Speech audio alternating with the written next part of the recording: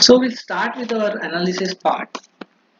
Consider a situation where you have a sequence in your hand which is arriving from the different sources. For example, I will show you. If somebody gives you a sequence like this, what is available in front of you,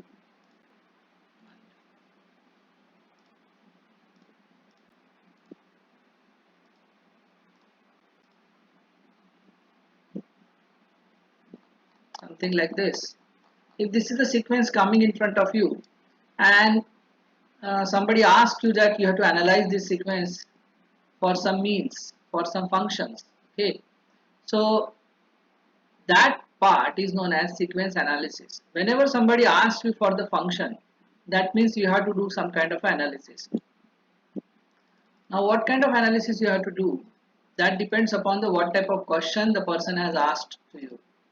Okay, so one by one we learn how that answer can be made out of the question. So first, somebody gives you a sequence which may be either protein sequence, which may be either nucleotide sequence. So once I said nucleotide, it contains everything, right? Gene, whole genome sequence, protein, genome, gene, and even mRNA. Okay, so that's why I'm saying nucleotide. So now, first, whenever user will give you a nucleotide sequence, and they will ask you some questions. For example, what is this sequence is all about? So they may ask you this first question. I don't know what is the gene. So they will ask you questions like this: whether the sequence is gene. Okay, this may be his question. Second question will be whether this gene codes mRNA. This may be the second question. Third question, they may ask, sir, what is the CDS sequence into this? This may be the question. Then, sir, how many? What is the organism name? What is the organism name to whom the sequence matches or belongs to? So these are the questions coming in front of you. Like what is whether this is a gene sequence in my hand or not, whether that's a mRNA sequence is there or not, this one, or what is the exact coding sequence if it is a mRNA and to which organism it shows.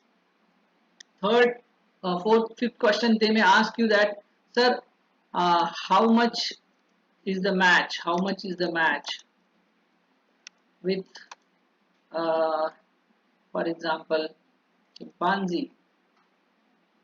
How much is the match with the chimpanzee for this sequence? So these are the questions any user can ask. Okay, we need to solve this sequence questions one by one. Okay, now question comes. First question, for example, whether this sequence is a gene or not. Okay, whether this sequence is gene or not. Can anybody tell me what could be our strategy before going into analysis? If somebody asks you this question, okay, sir or madam, this is your sequence, and let me know whether this is gene or not. What could be your strategy? As a layman, don't go into bioinformatics. Just learn by your basics what you have learned. What you can say whether this is a gene or not. Can anybody tell me?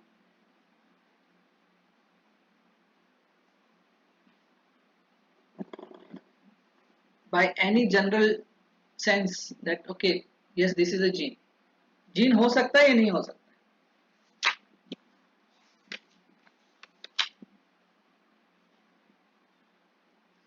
We can't say. That's why it is so tough.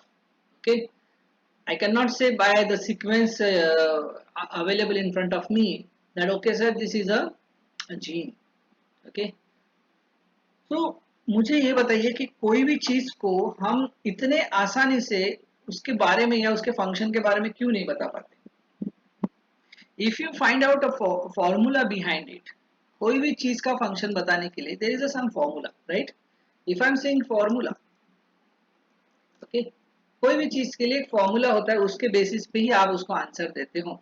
ठीक है, मैं आपको एक question लिखता हूँ, code में लिखता हूँ, और आप मुझे अल्टीमेट आंसर बताइए उसका. ठीक है,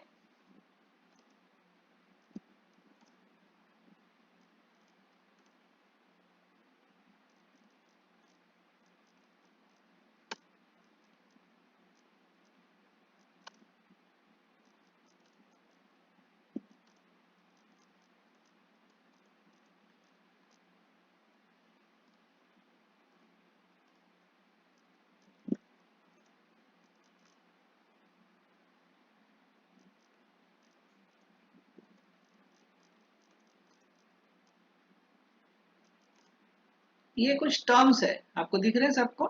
कोई एक पढ़ सकता है, कोई एक? For example Akshata, are you there? Yes sir. हाँ अक्षता, वो टर्म जितने भी है ना वो पढ़ो। हाँ, bag book fees corona lockdown work from home safety no exam. Related to home,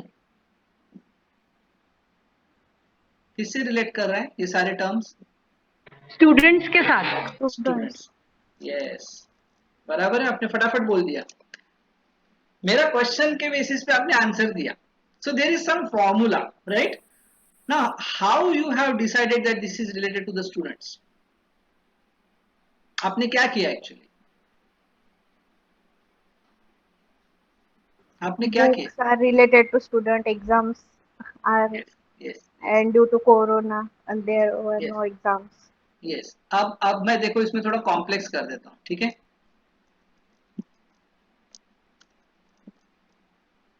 ठीक है, अब मैं थोड़ा कॉम्प्लेक्स कर रहा हूँ, आपको कंफ्यूज कर रहा हूँ, ठीक है?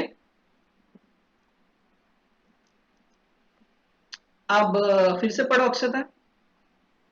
Bag book fees office salary job boss corona lockdown work from home safety no exam.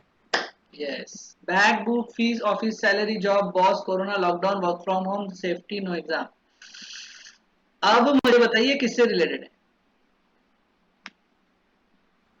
Also related to those who are working. यानी स्टूडेंट के साथ और कौन जुड़ गया? टीचर्स। Teachers टीचर्स भी हो or सकते हैं, बराबर है। of टीचर्स और job seekers, right? job seekers. हाँ. जिसको जॉब लगी हुई है, जॉब सीकर्स, है ना? या जॉब जाते हैं उसके लिए भी बोल सकते हैं, राइट?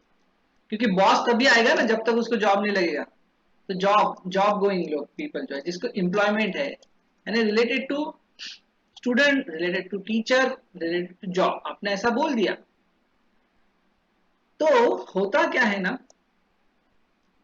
यहां मैंने एक्चुअली क्या किया, इसका आंसर अगर हम थोड़ा डिटेल में पढ़े तो यहां पे मैंने टू सीक्वेंसेस को, है ना, टू क्या, टू सीक्वेंसेस को मर्ज कर दिया है, राइट? हमने क्या किया, दो सीक्वेंस को मर्ज कर दिया। पहला सीक्वेंस कौन था? students. हाँ, उसका उसका उसका सीक्वेंस क्या था? Bag book fees corona lockdown work from home safety no exam. Right, तो उसका सीक्वेंस ऐसा है, बैग बुक फीस, ठीक है, कोरोना लॉकडाउन, ठीक है, बराबर है, home Yes. Safety no exam. यानी ये वर्ड्स कहीं पे भी आए तो उसका आंसर क्या होने वाला है? Student. स्टूडेंट्स। अब सेकंड पॉइंट लेते हैं। सेकंड पॉइंट क्या, कौन सा था? सेकंड सीक्वेंस कौन सा था? Bag book fees office salary job boss नहीं नहीं corona नहीं, lockdown bag work. Bag book office, bag और बुक नहीं आएगा, बुक आ सकती है पर बैग आएगी क्या? आ No. सकती है, जनरली आ लोग सकते आ ऑफिस भी बैग सकती है, हाँ, बोल सकते। हाँ, तो अब ये बड़ा इंटरेस्टिंग है। अब बड़ा इंटरेस्टिंग है, अब बड़ा इंटरेस्टिंग क्या है, आपने बोला बैग, ठीक है, ये बैग जो है ना, ये किसी से तो भी रिलेट कर रही है, किससे रिलेट कर रही है दोनों में? बता सकते हैं? स्टूडेंट्स. नहीं, जो लोग बाहर जाते हैं वो बैग लेके जाते हैं, घर में बैग लेके घूमते हैं क्या? हाँ. नो. नो, तो ऑफिस जाने वाला भी बाहर जा रहा है, हाँ. School yes. जाने वाला भी बाहर जा रहा है, पर अब क्योंकि बच्चा बाहर नहीं जा रहा उसको बैग की जरूरत है क्या? No sir. नहीं। और हमने कौन से बच्चे के लिए बैग खरीदा आज, इस साल, 2 साल पहले से? किसी भी स्कूल के बच्चे के लिए। ये बहुत इंपॉर्टेंट है, समझ लो, ये बहुत इंपॉर्टेंट है। यानी बैग एक ऐसा कॉमन फैक्टर है जो मार्केट जाने वाला भी के लिए भी कॉमन है ना? जो हॉस्पिटल जा रहा है उसके लिए भी कॉमन है, जो कपड़े खरीदने जा रहा है उसके लिए भी कॉमन है, जो स्कूल जा रहा है उसके लिए भी कॉमन है। यानी ये बड़ा ही कॉमन फैक्टर है, ठीक है? यानी हम उसको एग्जैक्टली रिलेट तो कर सकते हैं, पर डिपेंड करता है कि उसके साथ में दूसरा पॉइंट क्या है, समझा क्या? यानी मैंने ऐसा बोला, yes bag sir. Bag book और स्कूल, तो क्या बोलेंगे आप, किससे रिलेटेड है? स्टूडेंट। स्टूडेंट, बराबर। फिर बोलूंगा बैग, बुक, बॉस, ऑफिस, इसके से जॉब सीकर। जॉब सीकर से। समझ रहा जॉब। है? हाँ, जॉब सीकर। समझ रहा है क्या आपको पॉइंट? यानी यस। अगर हम उसको प्रॉपरली सीक्वेंस में स्टडी करें तो हम उसका फंक्शन बता सकते हैं। तो यही चीज हमको समझनी है। तो सीक्वेंसेस में एक्चुअली क्या है कि कोई भी सीक्वेंस रहे, इसमें एक चीज होती है जिसको बोलते हैं, क्या बोलते हैं? पैटर्न। पैटर्न। पैटर्न। कोई भी सीक्वेंस लेंगे उसमें क्या होना चाहिए, पैटर्न। और पैटर्न के बेसिस पे हम बताएंगे फंक्शन। ये सबसे इंपॉर्टेंट पार्ट है बायोइन्फॉर्मेटिक्स में। कोई भी सीक्वेंस ले, जैसे आपको ये सीक्वेंस दिख रहा है, ये सीक्वेंस में आपको कोई पैटर्न दिख रहा है क्या? कोई बता सकता है कोई पैटर्न है क्या इसके अंदर? अभी दिख रहा है? सी, सक्सेसफुल बायोलॉजिस्ट बनने के लिए जिन्होंने भी ये काम किया वो सबसे सक्सेसफुल रिसर्चर्स है। क्योंकि ये जो क्वेश्चन है ना जो अभी हमारे सामने खड़ा है, इसका उन्होंने आंसर ढूंढा, ठीक है। और ये आंसर ढूंढने के लिए उन्होंने एक स्ट्रेटेजी डिजाइन की। वो स्ट्रेटेजी एक प्रोग्राम की तरह कन्वर्ट किया और प्रोग्राम का सक्सेस देख के ही उन्होंने उसको फाइनलाइजेशन किया कि ये स्ट्रेटेजी इस्तेमाल अगर हम करेंगे तो ये प्रोग्राम बनेगा और ये आउटपुट आपको मिलेगा। समझ रहे? तो अब आप बहुत छोटे हो, बच्चे हो, फिर भी आप ये समझ लो कि आपको हर एक प्रॉब्लम के लिए ना एक स्ट्रेटेजी डिजाइन करनी पड़ती है। और स्ट्रेटेजी के पीछे में एक मैट्रिक्स होगा, एक पैटर्न होगा, और वो पैटर्न अगर सही बैठ गया तो ही वो आउटपुट में आएगा। चलो ठीक है। आपको किसी को कोई भी प्रकार का पैटर्न दिख रहा है क्या इसके अंदर?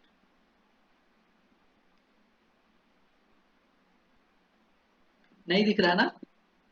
दिख भी नहीं सकता, क्योंकि क्या है ना, ये बहुत कॉम्प्लेक्स है, ये हमको नहीं समझता। एज अ फर्स्ट ग्लांस आपको बिल्कुल भी नहीं समझेगा इसको।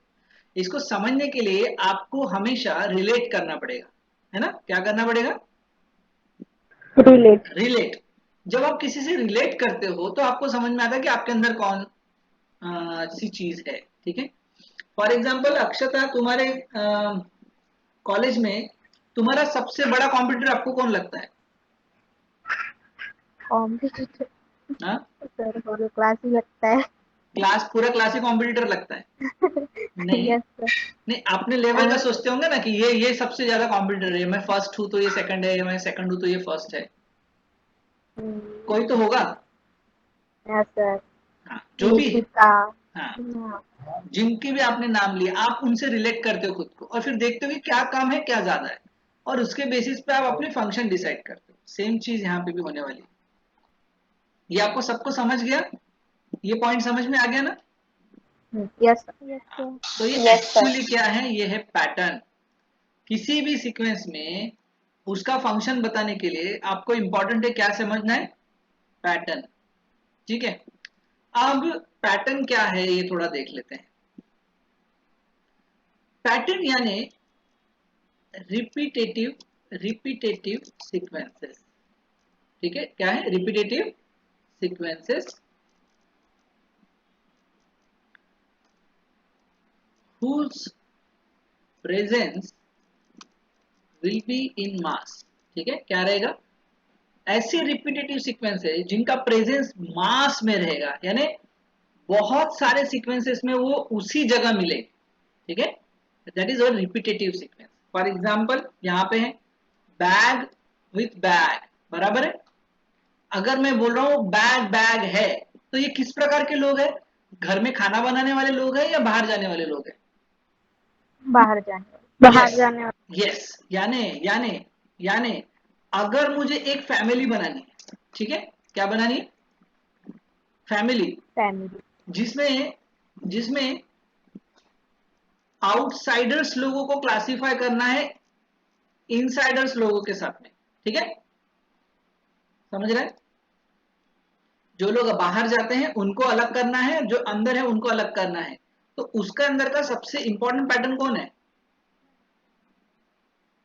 कौन सा होना चाहिए एज पर ये यहाँ पे जो स्टडी? बैग। बैग, बैग, बिल्कुल बैग बैग। है। बैग, ठीक है। बैग ये बहुत इंपॉर्टेंट है, अगर उसके पास बैग है तो पॉसिबिलिटी है कि वो बाहर जा रहा है ना। यानी क्राइम सीन जैसा है ना, क्राइम सीन जैसा नहीं लग रहा।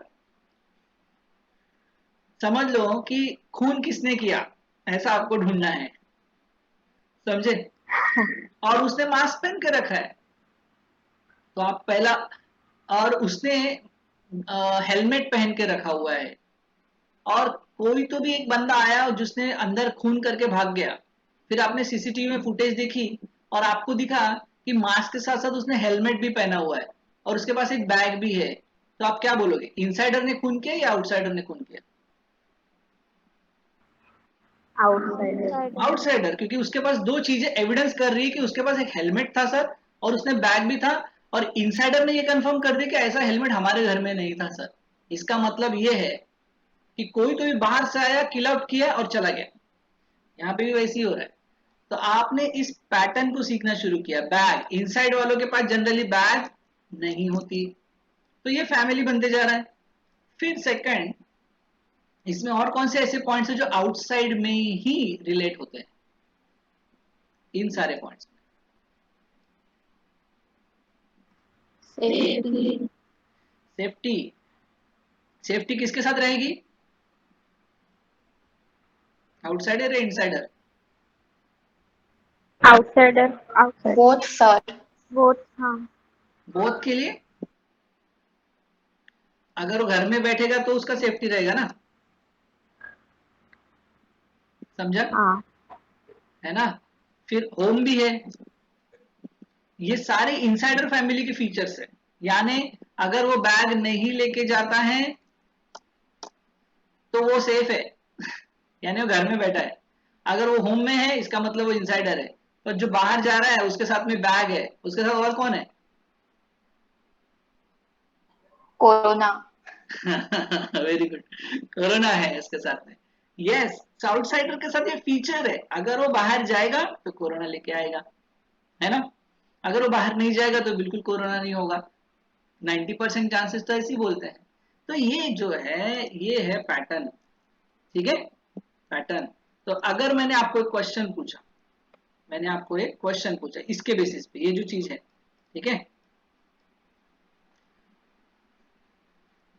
How to define outsiders based on points 1 and 2, point 1 and 2, आपका आंसर क्या रहेगा? ये जो दो पॉइंट है ऊपर में, जो फैमिली है आपकी, आउटसाइडर और इनसाइडर, इससे आप क्या डिफाइन कर सकते हैं? मुझे मैंने पूछा कि how to define outsider based on the point 1 and 2, कैसे बताएंगे? ये बहुत कॉमन है अगर आप उसको अच्छे से देखो तो।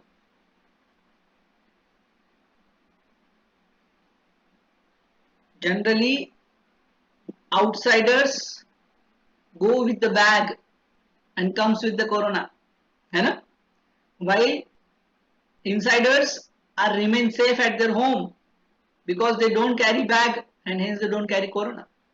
लिख सकते हैं ना? Yes sir. यस हाँ, सर। लिख सकते हैं, बिल्कुल लिख सकते हैं, क्योंकि यही डिफाइन करने को उसने बोला।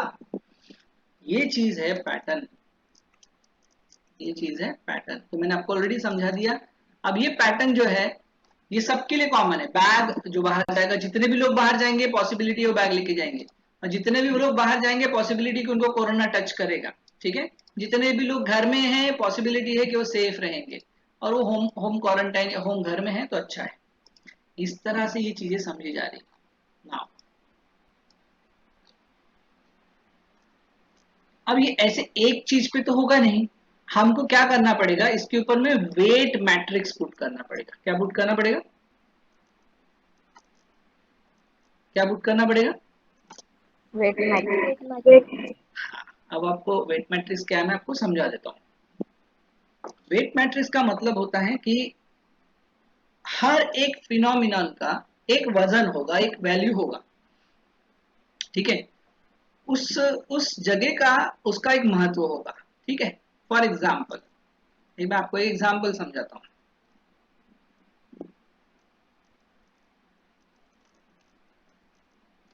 डायबिटिक पर्सन, ठीक है, शुगर,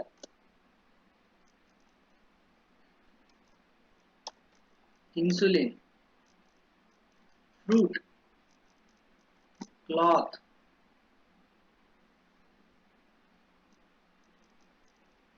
थर्मामीटर। ठीक है, अब ये कुछ टर्म्स है, ये कुछ टर्म्स है। यहाँ पे एक्चुअली मैंने एक चीज पुट की हुई है, ठीक है, ये एक कोड है ना। अगर किसी को समझ में आ गया होगा तो वो बता सकता है। क्या किसके बारे में बता रहे हैं हम? Diabetic Diabetic person. person. Diabetic person. और किसके बारे में बता रहे हैं, यानी उसका क्या फिनोमिनॉन, किसके बारे में, उसके इंसुलिन। डाइट के बारे में एक्चुअली, है ना, उसके डाइट के बारे में बोल रहे हैं। यस। हाँ, if I am saying about a diet, ठीक है, देखो बहुत इंपॉर्टेंट है, if I am saying about a diet, तो डायबिटिक पर्सन के डाइट के रिलेटेड कितने ऐसे पॉइंट्स है जिसका वेट मैट्रिक्स ज्यादा है या जिसका वजन ज्यादा है, यानी बहुत ज्यादा इंपॉर्टेंट है उसके लिए, बता सकता है कौन से पॉइंट्स है? Sugar and insulin. Sugar, insulin. Sugar, insulin, और क्या है? Fruit. फ्रूट। फ्रूट भी है, बराबर है। और अगर मैं उसको बोलूं प्रोटेक्शन के मामले में बात करनी है तो भी कौन से इंपॉर्टेंट है? Insulin, sugar, fruit. Right, insulin, sugar, fruit, है ना। फिर मैं उसको बोलता हूं डिजीज प्रिवेंशन, ठीक है, किसके लिए? डिजीज प्रिवेंशन के लिए। फिर से क्या रिस्पॉन्सिबल है? Sugar, insulin. समझ रहे हैं? तो जो मैं क्वेश्चन पूछ रहा हूं उस हिसाब से आपको दिख रहा है कि शुगर, इंसुलिन, फ्रूट ये इंडिस्पेंसेबल है ना, इंडिस्पेंसेबल है, यानी आप उसको डायबिटीज वाले से हटा नहीं सकते, हर बार वो रिलेट हो रहा है, हाँ या ना, yes. As compare to cloth और थर्मामीटर, बराबर है ना। यस। हाँ, तो क्लॉथ ये बहुत जनरल है ना, ये डायबिटिक पर्सन हो या ना हो फिर भी क्लॉथ तो लगती ही है। थर्मामीटर डायबिटिक हो या ना हो फिर भी आपको तो लगती ही है ना। यानी अगर मुझे इसके ऊपर में वेट मैट्रिक्स रखना है, ठीक है, मुझे क्या रखना है, वेट मैट्रिक्स रखना है, और जिसका टोटल टोटल स्कोर 10 होना चाहिए, ठीक है, कितना होना चाहिए, 10, 10। 10 होना चाहिए। तो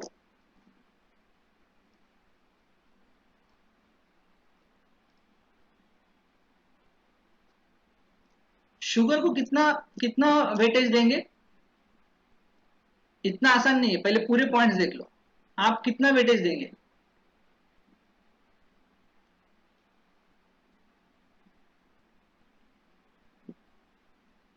6। 6, ठीक है, मान के चलते हैं। इंसुलिन को कितना देंगे?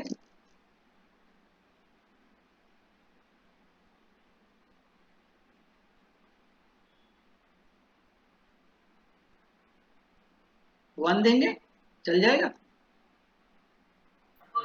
ज्यादा होगा। ज्यादा होगा ना, Highest चाहिए sir. हाईएस्ट चाहिए, पर शुगर भी तो इंपॉर्टेंट है। अगर शुगर नहीं खाएगा तो इंसुलिन लेके भी मर जाएगा वो। नहीं समझे आपको? Sir equivalent. Sir equivalent होना इक्विवेलेंट, चाहिए yes sugar yes hormone. Yes yes, equivalent होना चाहिए, इक्विवेलेंट। क्यों? क्योंकि अगर वो शुगर खा रहा है तो इंसुलिन भी उतनी ही प्रॉपर लेनी चाहिए, अगर वो इंसुलिन ले रहा है तो शुगर भी उतनी ही खाना चाहिए, यानी इन दोनों को आप अलग अलग वेट मैट्रिसेस का स्कोर नहीं दे सकते, आपको उसको इक्वल वेटेज देना पड़ेगा। तो चलो मैं मान के चलता हूं, यहाँ पे 3 दे दिया, तो इसको भी कितना दूंगा, 3। 3। 3. हाँ, फ्रूट्स को कितना देंगे,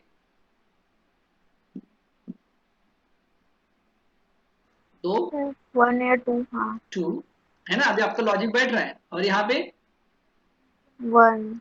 और यहाँ पे 1। 1, बराबर है। तो एक्चुअली डायबिटीज का पैटर्न क्या है, क्या है डायबिटीज का पैटर्न?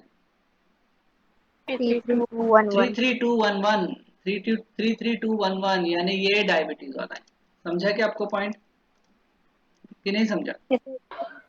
समझा सर। समझा ना? समझा सर। समझा सर। ये है वेट मैट्रिक्स। आप यहाँ पे एक्चुअली क्या किया, ये एस, ये यू, ये जी, ये ए और ये आर, ये एक्चुअली कौन है बताएंगे आप? पैटर्न। क्या है? पैटर्न। हाँ, और उस पैटर्न का एक स्कोर है, यानी उन सब ने मिलके एक वेट मैट्रिक्स डिसाइड किया कि हम हमारा जो वैल्यू है विथ रिस्पेक्ट टू डायबिटीज वो इतना है। समझा आपको? यस। हाँ, तो अब किसी में भी शुगर आ गया, ठीक है, तो उसका वैल्यू कितना रहना चाहिए? 3। बट ऐसा नहीं है, ठीक है, ऐसा नहीं है। फॉर एग्जाम्पल देखो, अब यही पॉइंट्स मैं लेता हूं, इसलिए समझना बहुत जरूरी है।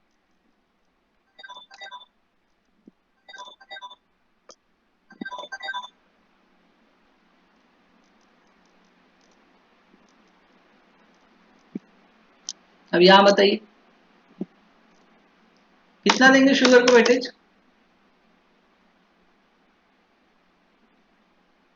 Clothes, wash, dirty, detergent. सबसे कम। सबसे कम।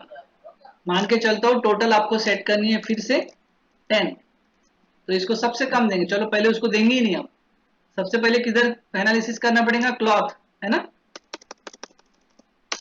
क्लॉथ क्या करने हैं? वॉश। वॉश। पर क्लॉथ तभी वॉश करेंगे जब वो क्या होंगे? डर्टी। डर्टी। और डर्टी होगा तो क्या लगाएंगे? डिटर्जेंट। डिटर्जेंट। तो कौन किससे रिलेटेड है?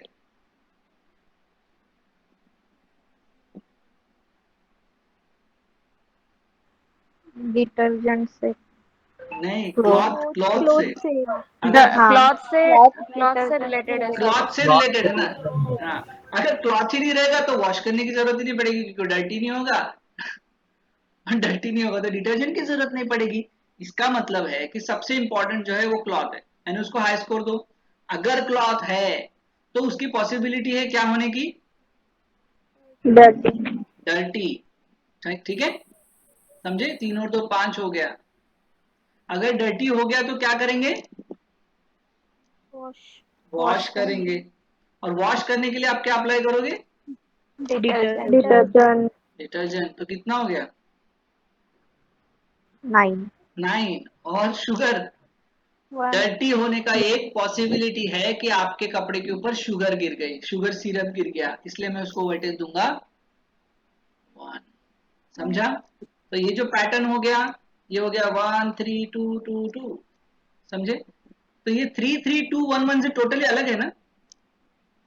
जी सर। हाँ, ये टोटली अलग है, पर इसमें एक पॉइंट कॉमन था, शुगर वर्सेस शुगर, पर अब वो यहाँ बिल्कुल भी रिलेट नहीं हो रहा। समझे क्या?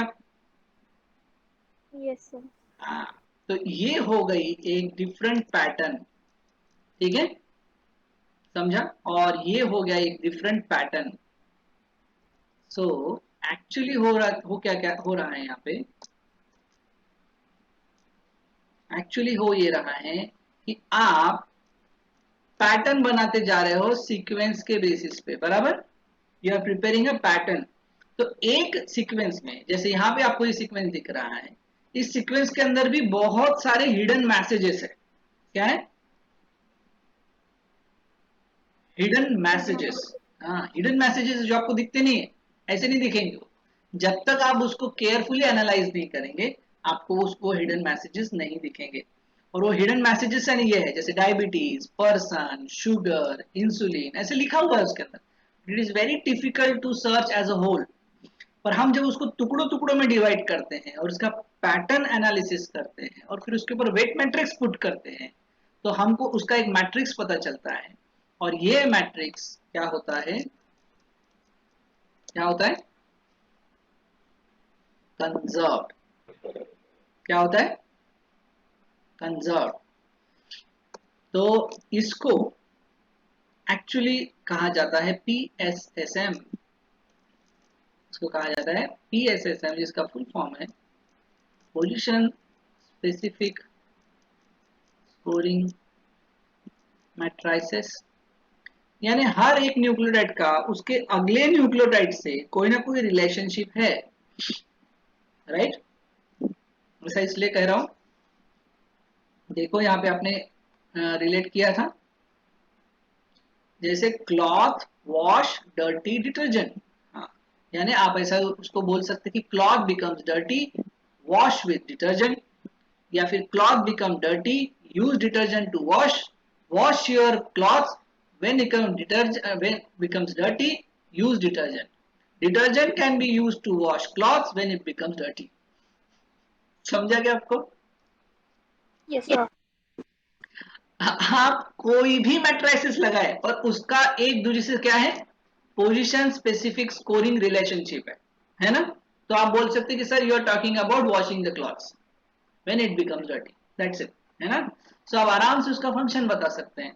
तो ये जो पोजीशन स्पेसिफिक स्कोरिंग मैट्रिसेस होती है, ये एक्चुअली रिलेटेड होती है फैमिली से। किससे रिलेटेड होती है? फैमिली। फैमिली ऑफ हुम? फैमिली ऑफ जीन सीक्वेंस, ठीक है, या फिर mRNA सीक्वेंस, या फिर जीनोम सीक्वेंस, या फिर होल जीनोम सीक्वेंस, ये सब फैमिलीज है। और यहाँ पे आपके पोजीशन स्पेसिफिक स्कोरिंग मैट्रिसेस के अलग अलग वैल्यूज आपको मिलेगी। तो अगर आपको जीन एक ढूंढना है जिसका नाम है ALD A यानी अल्डोलेज A, तो इसका एक क्या होना चाहिए अपने पास में, क्या होगा? Position specific scoring matrix. Yes, वो किसी ना किसी दूसरे अल्डोलेज से मैच करेगा। जब भी आपके सीक्वेंस में आप क्वेश्चन पूछोगे और वो अल्डोलेज ए होगा, तो उसका PSSM आपके PSSM से क्या होना चाहिए, क्या होना चाहिए? Match. मैच होना चाहिए, वेरी गुड, मैच होना चाहिए। अगर वो मैच हो गया तो आप उसको क्या कर सकेंगे, स्कोर। मैं Relate. रिलेट कर सकता हूँ। फॉर एग्जाम्पल मैं आपको बोलता हूँ, आप रिलेट करिए, ठीक है। फॉर एग्जाम्पल मैं आपको बोलता हूँ आप खुद को बंदर से रिलेट करिए, कितना परसेंट मैच बोलेंगे बंदर से रिलेट करने के लिए? 90%. 90%। और आपको मैं बोलूँ कि आप गधे से कंपेयर करिए खुद को, तो कितना परसेंट? 0. जीरा। तो जीरो बोलते हैं। पर गधा इतना गधा रियली गधा नहीं होता है, वो इंटेलिजेंट भी होता है ना। तो मैं बोलूंगा हम 50% उससे मैच करते हैं, हाँ या ना। फिजियोलॉजिकली नहीं, बट बिहेवियरल तो काम करता है ना, वो भी तो काम करता ही है और हम भी काम करते हैं। सो वी कैन नॉट से कि नहीं सर उसका PSSM हमारे से मैच नहीं करता, ऐसा तो हो ही नहीं सकता।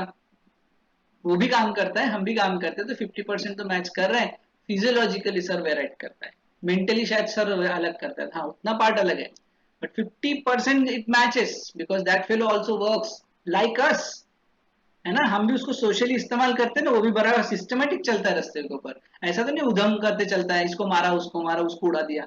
हाँ, उससे खतरनाक तो बैल होता है, हम उससे हमेशा डरते हैं। आप गधे से डरते होगे कभी? आपके बाजू से गधा जाता तो आप डरते होगे उससे कभी? No, sir. क्यों? क्योंकि वो बहुत बेचारा ओबीडियंट है, वो सुनता है किसी के भी, उसको ऐसा करो तो भाग जाता है। आप बैल या इसको करो बरा, सांड को he will show you what he is। So that is the point, that is PSSM varies, ठीक है। तो आपका PSSM मैच अगर हो गया तो आप उसको मैच बोल सकते हो, ठीक है। क्या बोल सकते हो? मैच। तो जब हम मैच करने की बात करते हैं तो ये बहुत इंपॉर्टेंट है, PSSM that is position specific scoring matrices और वेट मैट्रिसेस। ये दो चीजें आप बाद में अच्छे से पढ़ लेना, ये थ्योरेटिकली समझने की बात नहीं, प्रैक्टिकली उसको बहुत सारे बुक्स में से लर्न करो कि वो मैट्रिसेस बनाते कैसे हैं, एल्गोरिदम्स कैसे डिजाइन करते हैं। तो ये करने के लिए जो सबसे इंपॉर्टेंट एल्गोरिदम्स या मैट्रिसेस बनाए हैं उसके दो नाम हैं, जिसका नाम है पैम और ब्लॉसम, ठीक है। ये दो मैट्रिसेस है जो आप पेयर वाइज अलाइनमेंट में इस्तेमाल करते हो, ठीक है। ये याद रखना, कौन से? इसमें पेयर वाइज अलाइनमेंट, अभी हम जो सीखने वाले पेयर वाइज अलाइनमेंट। तो पैम का जो फुल फॉर्म है वो पॉइंट एक्सेप्टेड म्यूटेशन या परसेंटेज एक्सेप्टेड म्यूटेशन, ठीक है, पॉइंट एक्सेप्टेड म्यूटेशन, ठीक है। और सेकंड है ब्लॉक सब्स्टिट्यूशन मैट्रिसेस, ठीक है। ब्लॉक सब्स्टिट्यूशन मैट्रिसेस यानी ब्लॉसम, पॉइंट एक्सेप्टेड म्यूटेशन यानी पैम, ये दोनों मैट्रिसेस है जो आपका पोजीशन स्पेसिफिक स्कोरिंग मैट्रिसेस करेंगे, ठीक है। ये दो चीजें जो हैं ये कब इस्तेमाल करना कब नहीं इस्तेमाल करना ये मैं आपको जब ब्लास्ट सिखाने वाला हूं तब मैं आपको सिखाऊंगा, ठीक है। तो जो चीज अभी हम पढ़ने वाले हैं वो है पेयर वाइज अलाइनमेंट। उसका थ्योरेटिकल पार्ट पहले देख लेते हैं। पेयर वाइज अलाइनमेंट में एक सीक्वेंस ले लेते हैं छोटा सा,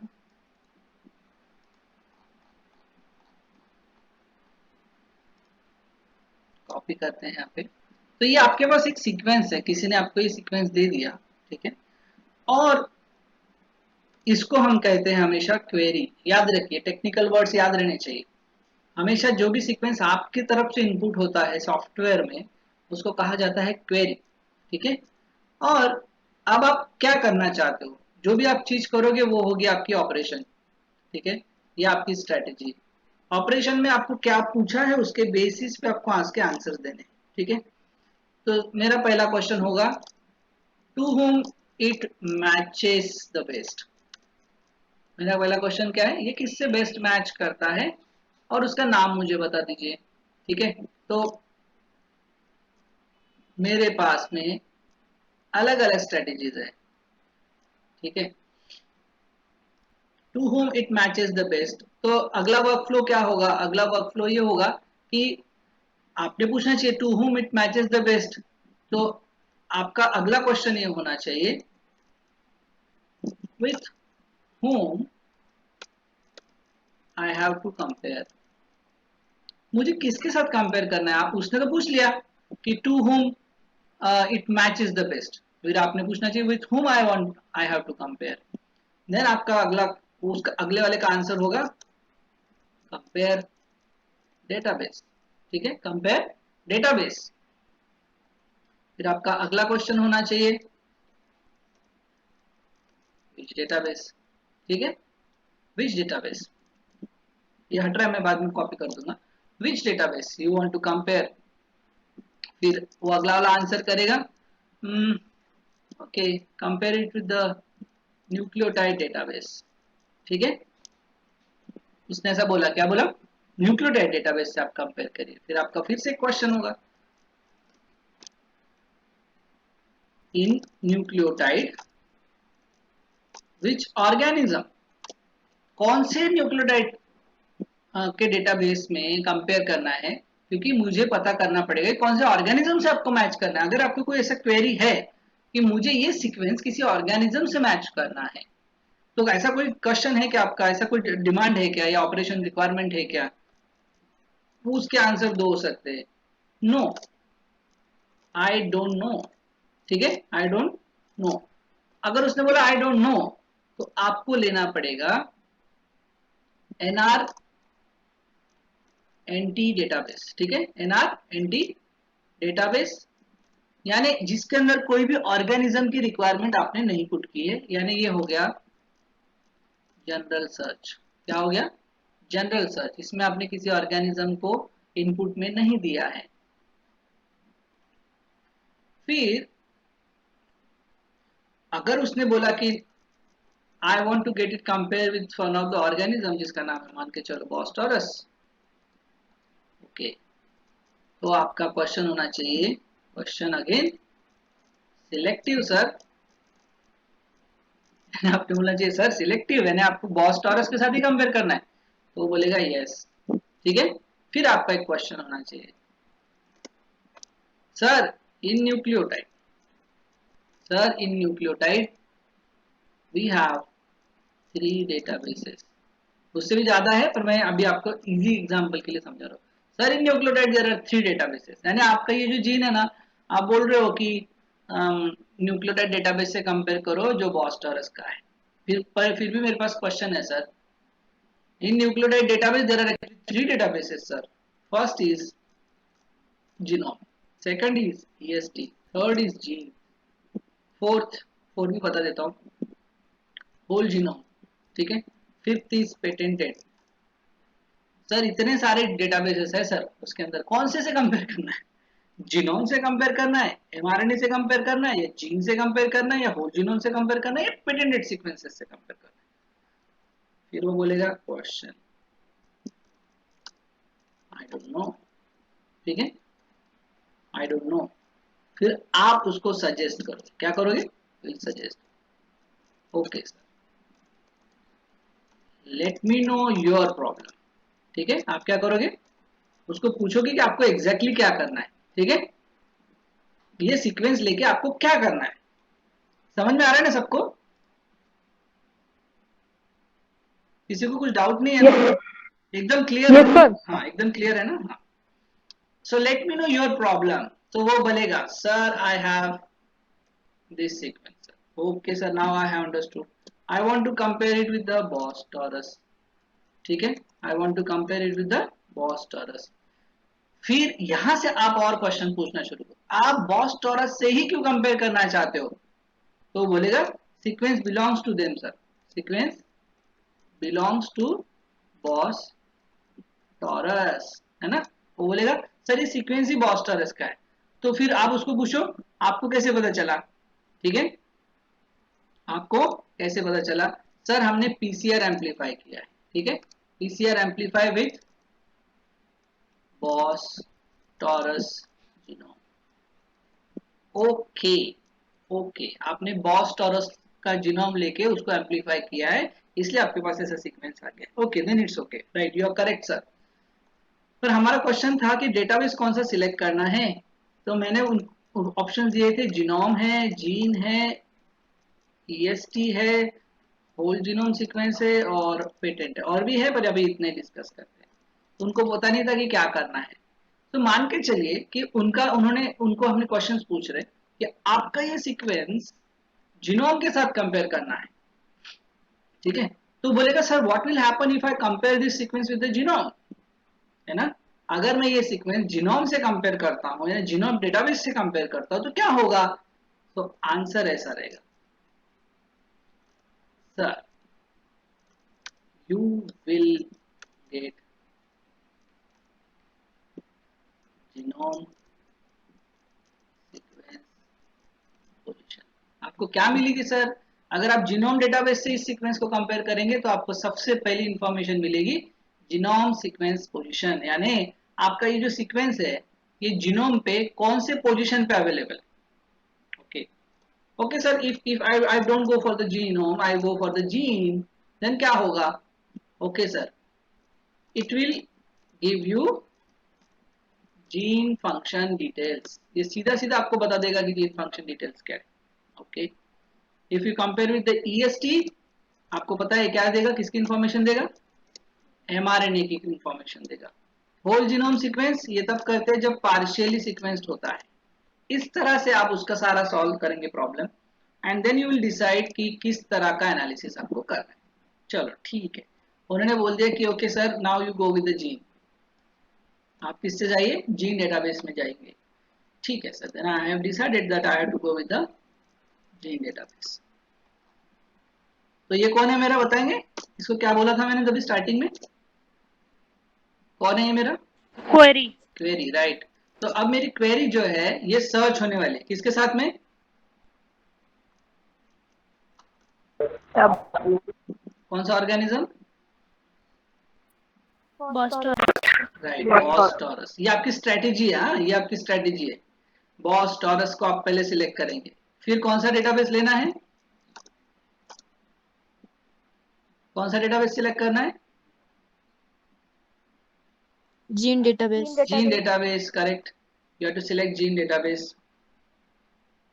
हाँ, अब उन्होंने ऑलरेडी समझा दिया था कि आपका जो क्वेरी सीक्वेंस है वो बॉस टॉरस से निकाला हुआ है, ठीक है। तो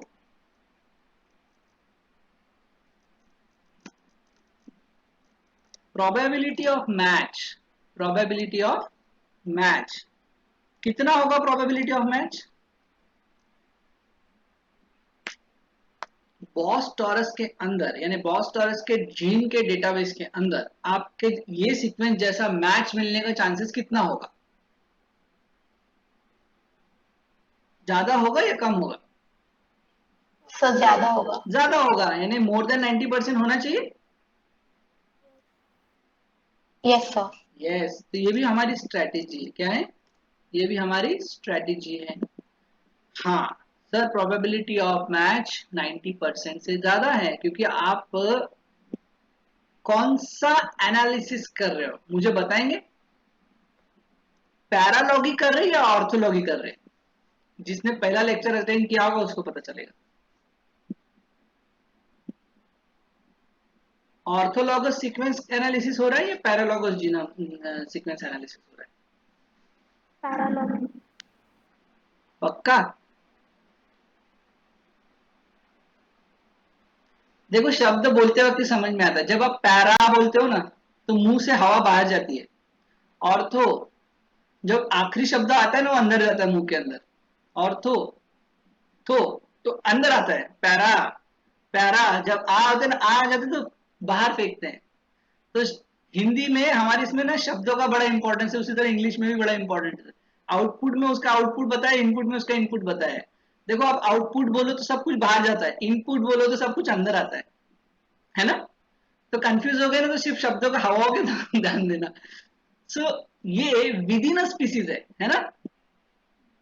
हाँ है ना? तो विद इन अ स्पीसीज है तो कौन सा होगा? पैरालॉगस। पैरालॉगस। ऑर्थोलॉगस। पैरालॉगस यानी बिटवीन, है ना? पैरासाइट हम बोलते हैं ना, पैरासाइट यानी कौन होता है? हमारे बॉडी के अंदर होता है कि बाहर का अंदर आया होता है? पैरासाइट हम बोलते हैं ना, पैरासाइट यानी बाहर का अंदर आ गया। पैराडाइज, है ना? तो ये शब्द ही है ना? ठीक है, तो ये विद इन सीक्वेंस है या बिटवीन द सीक्वेंस, ऐसे बताइए।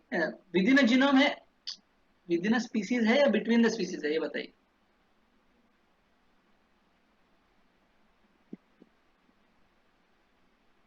विद इन स्पीसीज है, with in the species. within the with in species. The species है, क्योंकि उसने पहले ही बोल दिया कि मैंने बॉस टॉरस का जीनोम से उसको एम्पलीफाई किया है, और उसने बोला कि बॉस टॉरस के डेटाबेस से कंपेयर करो, यानी विद इन स्पीसीज है। इसलिए ये कौन सा एनालिसिस है? ऑर्थोलॉगस। राइट, ऑर्थोलॉगस। Ortholog. ऑर्थोलॉगस। ये बहुत इंपॉर्टेंट है, इसलिए मैं इसको ज्यादा आपको पुश कर रहा हूँ, क्योंकि ये जब आप एग्जाम दोगे, आप इंटरव्यूज दोगे ना, तो ये शब्द अगर आपने यूज कर लिए ना तो अगला वाला आपसे बहुत इंप्रेस हो जाता है। ठीक है, खासकर जब आप उसको एक्सप्लेन कर रहे हो ना, तो आप ये वर्ड यूज करो, sir we wanted to compare a paralogy between this, we want to compare the orthology between this. तो अगला वाला इंप्रेस हो जाता है कि इसको बहुत डिटेल नॉलेज है, जो शब्द मुझे भी नहीं समझ में आती ये समझा रहा है वहां पे। समझे? जनरल में तो बोल सकता हूँ मैं, Bos taurus I have taken, I compare the Bos taurus database. ऐसा मत बोलो, आप ऐसा बोल सकते हो कि we have a Bos taurus sequencer and we wanted to compare orthology with the database of Bos taurus. बस इतना भी बोल दिया ना तो अगला वाला समझ में आ जाएगा, इसको आता है नॉलेज में। ठीक है, तो ये शब्द बहुत इंपॉर्टेंट है। तो आप ऑर्थोलॉगी स्टडी करने की कोशिश कर रहे हो, यानी आप ऑर्थोलॉगस पेयर वाइज अलाइनमेंट करने की कोशिश कर रहे हो। ठीक है, सो ये हो गया। तो ये प्रोबेबिलिटी ऑफ मैच यानी 90% जो स्ट्रेटेजी है, ये बता रही है कि आप बहुत क्लोज सीक्वेंस एनालिसिस कर रहे हैं। क्या कर रहे हैं? Close sequence analysis. ठीक है, so whenever you are doing close sequence analysis, match मिलने के चांसेस आपको 90% से ज्यादा होते हैं, और मिसमैच मिलने के चांसेस कितने होते होंगे? बहुत ही कम, लेस। समझे आपको? हाँ या ना? इसका मैं एग्जांपल समझाता हूँ आपको। आपको किसी से प्यार हो जाता है, ठीक है, पहली नजर में हम बिल्कुल I like this fellow, I don't know who is, but मुझे उससे प्यार हो गया, है ना? तो वो 100% आपको अपना लगता है। फिर आप उससे मिलते हो, समझ में आ जाता है, ठीक है, फिर आपको पता चला कि वो तो रिक्शे वाला है, बट प्यार तो अंधा होता है, ऐसा बोलते हैं ना। what will happen? You will try to still want to convince your heart that okay, no matter, I will live with him or live with her. तो हमको तो पता चल गया कि कहीं तो भी गड़बड़ हो गई हमारे से, पर हम उसको रेक्टिफाई करने की कोशिश करते हैं और फिर भी हम हमारे हार्ट को ये बताने की कोशिश करते हैं कि आपने आज भी उसके साथ 100% बॉन्डिंग है आपका, है ना? होता है ना ऐसा कि नहीं होता है? होता है या नहीं होता? इसका आंसर मुझे मालूम है कोई नहीं देगा। बट होता क्या है ना, यहाँ पे आप एक खुद को एक एडजस्टमेंट करते हो एक्चुअली कि no matter what he is, I want to be his with him और विथ हर, है ना? तो यहाँ पे जो एल्गोरिदम है वो मिसमैच ज्यादा है और मैच कम है, ये वाला है। और सेकंड वाला जो सिचुएशन है, आपने जिस लड़के को चाहा या जिस लड़की को चाहा वो निकला एक बिलियनियर और उसने भी आपको एक्सेप्ट कर लिया, तो फिर तो चांदी चांदी। तो यहाँ तो 100% मैच हो रहा है, तो यहाँ पे एक एल्गोरिदम अलग रहेगा, ठीक है?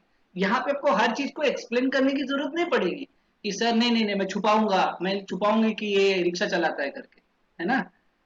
पे हर जगह के एडजस्टमेंट्स करने की जरूरत नहीं पड़ेगी। ये चीज जो होती है ना, ये यहाँ पे होती है, इसको बोलते हैं प्रोबेबिलिटी ऑफ मैच। तो आप जब बोलो 90% मैच मिलने वाला है, तो आप उसके लिए एक एल्गोरिदम लगाएंगे जिसको बोलते हैं, मैं आपको लिख के दे देता हूँ, उसका नाम है मेगा ब्लास्ट। कौन सा करते हैं? Mega blast. इसका मतलब ये है कि आप उन सीक्वेंसेस को मैच करो जिसका मैचेस 90% से ज्यादा मिलेगा, और आप पहले ही बता दे रहे हो कि इसमें मिसमैच होने के चांसेस बहुत कम है, ठीक है? पर अगर आप को पता है कि मिसमैच बहुत ज्यादा होने वाला है, मान के चलो कि आपका सीक्वेंस बॉस टॉरस का है और आप उसको कोरोना वायरस से कंपेयर कर रहे हो, कितना परसेंट चांस होने के मैच होने के चांसेस है? 10, 5, 10%। मे बी नॉट सर, है ना? क्योंकि काऊ और कोरोना में क्या फर्क, कुछ भी मैच नहीं होगा। आप सोच भी नहीं सकते कि गैया को तो कहीं स्पाइक प्रोटीन भी नहीं होता। तो नहीं सर, बहुत डिस्टेंस रिलेशनशिप की बात कर रहे हैं सर आप। तो इसके लिए आप कौन सा ब्लास्ट करेंगे? आप ये मैट्रिक्स लगाएंगे, डिसकॉन्टिग्यूअस ब्लास्ट। यानी इसमें आप ये बोल रहे हो सर मैच तो बहुत कम मिलेंगे, मिसमैच भर भर के मिलेंगे या बहुत ज्यादा मिलेंगे आपको। यानी आप मान के चल रहे हो कि इसमें 30% से ज्यादा मैच आपको नहीं मिलने वाला, आप मिसमैच की तरफ ज्यादा ध्यान दीजिए। पर हमारा मेजर फोकस जो है सर वो मैच पे है कि मैच कितना मिल रहा है सर, क्योंकि उस मैच के बेसिस पे आप कुछ ये बता सकते कि नहीं? Yes sir. अभी आपको मैं समझाता हूँ रिसर्च। अभी जब हम बोल रहे हैं कि कोरोना वायरस वुहान लैब से ही निकला है ना? कोरोना वायरस वुहान लैब से ही निकला है, तो ये इतना बड़ा गेम, इतना बड़ा ब्लेम चाइना पे क्यों जा रहा है? क्यों जा रहा है? इसका मतलब ये होता है कि देखिए, अगर ये वायरस सही में नेचर में एग्जिस्ट होता या हुआ रहता, तो इसके जो एंसिस्टर्स है या उसके जो पहले वाली जो रेसेस है जो ऑलरेडी नेचर में अवेलेबल है, उनसे वो मैच करता। अब मैच करता तो कि म्यूटेशन अगर बाय नेचर बोलते हैं, नेचुरल म्यूटेशन हो भी रहे हैं, म्यूटेशन रेट म्यूटेशन रेट 1 साल में या 2 साल में एक वायरस कितना कितना म्यूटेट करेगा परसेंटेज में? एक नेचुरल हिस्ट्री अगर स्टडी करे किसी वायरस की तो कितना होगा? एक अपना 1 और 2। 1%, 2%, इतना ही होगा चेंज, ठीक है? पर अगर हम वुहान वाले वायरस को पहले वाले से कंपेयर करें तो वो 25% वेरिएंट है। कितना? 25%। 25% वायरस म्यूटेट कैसे हो सकता है? समझा आपको? Yes sir. 25% प्रोटीन एक पर्टिकुलर प्रोटीन के लिए, उसकी प्रोटीन की जो फैमिली है उसके अंदर 25% वो चेंज हुआ है as compare to original corona virus family. इसका मतलब है यहाँ क्या हुआ है? Reverse engineering, they have intentionally mutated this, और वो बता नहीं रहे, समझा, और इसलिए गड़बड़ है हमारे अंदर। तो ये कहाँ से पता चलेगा, ये डिसकंटिन्यूअस ब्लास्ट से पता चलेगा आपको। यहाँ से जैसे एक एग्जांपल मैं आपको समझा रहा हूँ। रिसर्च करने के लिए आप कोई भी स्ट्रेटेजी अप्लाई कर सकते हो, प्रूफ करने के लिए सिर्फ आपके पास प्लानिंग होनी चाहिए उस चीज की। वो पॉइंट समझ रहे हैं? Yes sir. हाँ, तो अभी तक तो हम पहुंचे नहीं, अब हम पहले समझ रहे स्ट्रेटेजीज को। तो आपको किसी ने तो भी ये सीक्वेंस दे दिया, उसने बोला कि आप इसको बॉस टॉरस से कंपेयर करिए, फिर उसने बोला कि जीन से कंपेयर करिए, क्योंकि ये दोनों ऑर्थोलॉगी मैचिंग है, इसलिए मैं मान के चल रहा हूँ कि प्रोबेबिलिटी ऑफ मैच 90% है, ठीक है। पर फिर भी मैं आपको ये समझा दिया कि अगर 90% है तो फिर मेगा ब्लास्ट इस्तेमाल करिए। अगर ऐसा सिचुएशन नहीं रहता, उसने बोला कि ये बॉस टॉरस का सीक्वेंस है और आप कोरोना वायरस से कंपेयर करो, तो फिर आप ये यूज कर पाते क्या? No sir. नहीं, आपको ये यूज करना पड़ता डिसकंटिन्यूअस ब्लास्ट, क्योंकि आपका जो प्रोबेबिलिटी ऑफ मैच है वो कितना हो जाएगा, 20%, ठीक है। तो इसको कहते हैं मेगा ब्लास्ट, डिसकंटिन्यूअस ब्लास्ट या नॉर्मल ब्लास्ट। इसके पीछे कौन काम कर रहा है, पैम और ब्लॉसम। ये जो ब्लास्ट है ना, मेगा ब्लास्ट या डिसकंटिन्यूअस ब्लास्ट, इसके पीछे जो काम करने वाले हैं वो कौन है, पैम और ब्लॉसम मैट्रिसेस है। ये पैम और ब्लॉसम मैट्रिसेस डिसाइड करेंगे कि किस तरह का स्ट्रेटेजी यूजर ने दिया, उस हिसाब से एक तो पैम यूज करेंगे, नहीं तो ब्लॉसम इस्तेमाल करेंगे। तो अब पैम कब इस्तेमाल करा जाता है, पैम तब इस्तेमाल किया जाता है जब आप क्लोज सीक्वेंस एनालिसिस कर रहे हो, ठीक है, यानी आप ऑर्थोलॉजी कर रहे हो, यानी ऑर्थोलॉगस सीक्वेंसेस है, बहुत क्लोज सीक्वेंसेस है, ठीक है, यानी विद इन अ स्पीसीज, ठीक है, विद इन अ स्पीसीज या विद इन अ जीनस आप कर रहे हो, खासकर विद इन अ स्पीसीज कर रहे हो तो आप करेंगे पैम। और अगर आप डिस्टेंट स्पीसीज एनालिसिस कर रहे हो तो आप यूज करेंगे ब्लॉसम, यानी कॉकरोच को कंपेयर कर रहे हैं कोरोना वायरस से, कॉकरोच को कंपेयर कर रहे हैं किसी फंगस से, कॉकरोच से कंपेयर कर रहे हैं ह्यूमन स्पीसीज से, तो ये हो गया डिस्टेंस स्पीसीज एनालिसिस। तो इस समय आप करेंगे ब्लॉसम, ठीक है।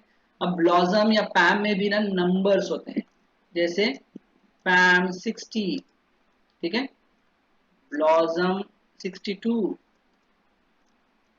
ब्लॉसम 62, फिर ब्लॉसम 40, ब्लॉसम 80, ये भी होते हैं, ये अलग अलग मोड्स है उसके। ये कब और कौन से इस्तेमाल करना, ये डिपेंड करता है कि आपके सीक्वेंस की लेंथ भी कितनी है, ठीक है। जैसे मैंने आपको एक बड़ा छोटा सा उदाहरण दिया, ठीक है, राम सीता, तो क्या बोलोगे आप,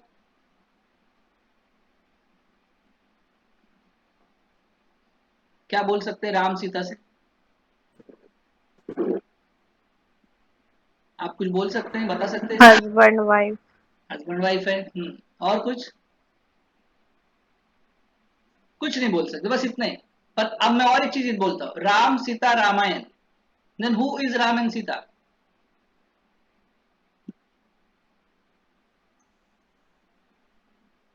बता सकते कोई?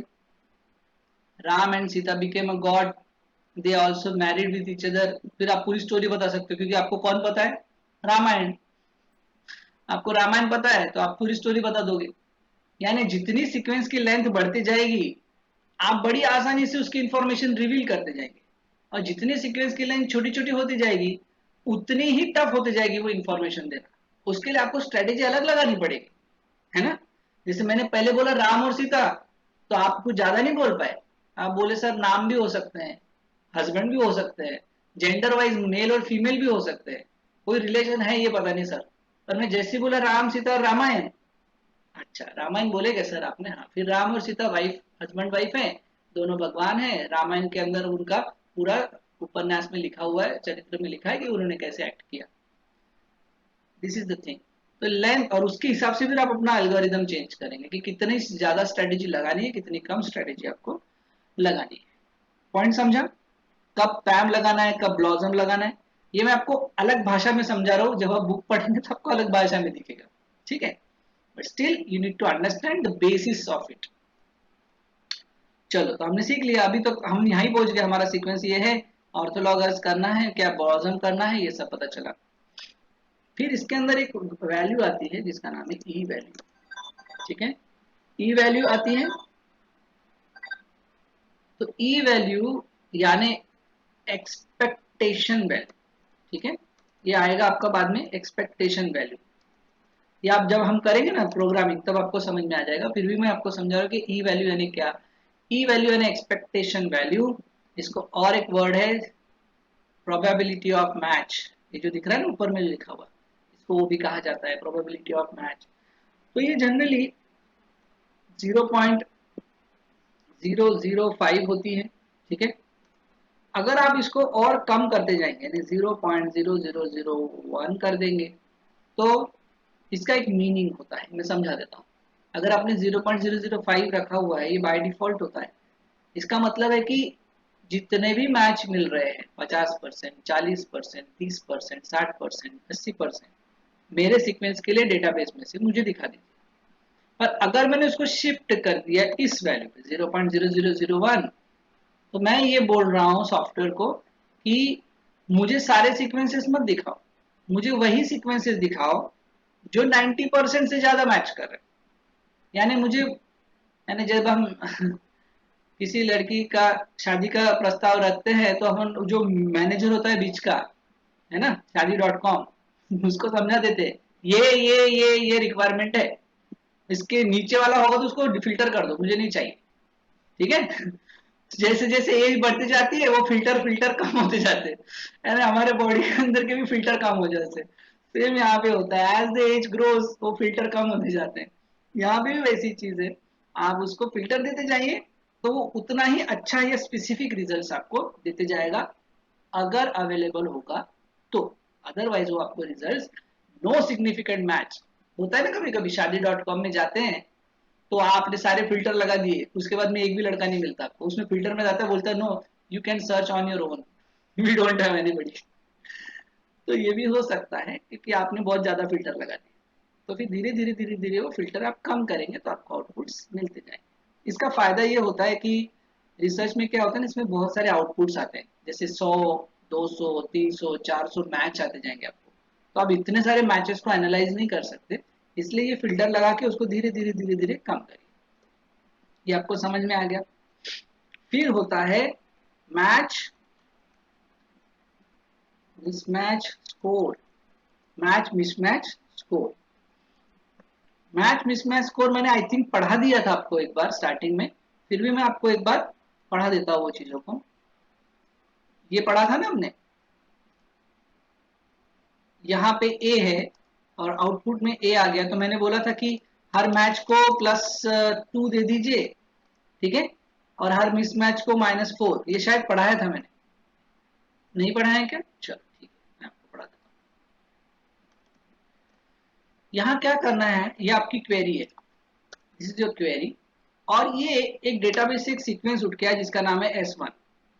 इनको एक दूसरे से मैच करना है, तो मैच करने के बाद इसका स्कोरिंग आएगा। स्कोरिंग क्या होगा, हमेशा याद रखिए जब अलाइनमेंट होती है या पेयर वाइज अलाइनमेंट होती है, ये कभी भी कॉम्प्लीमेंट्री नहीं होती, ये होती है सेम स्ट्रैंड कंपैरिजन, ठीक है, यानी कॉमन स्ट्रैंड कंपैरिजन।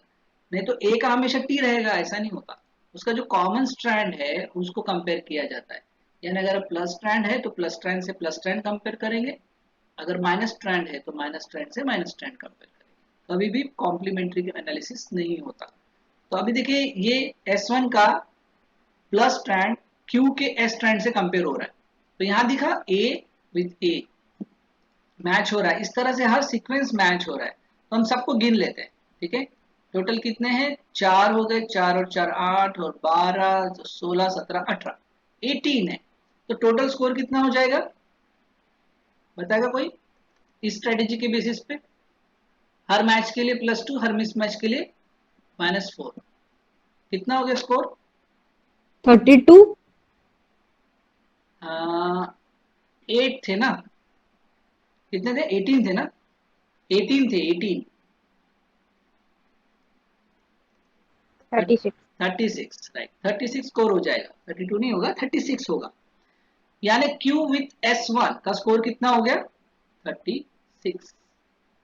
अब मैं एक दूसरा सीक्वेंस लेता हूं, S2। यहां क्या हो गया,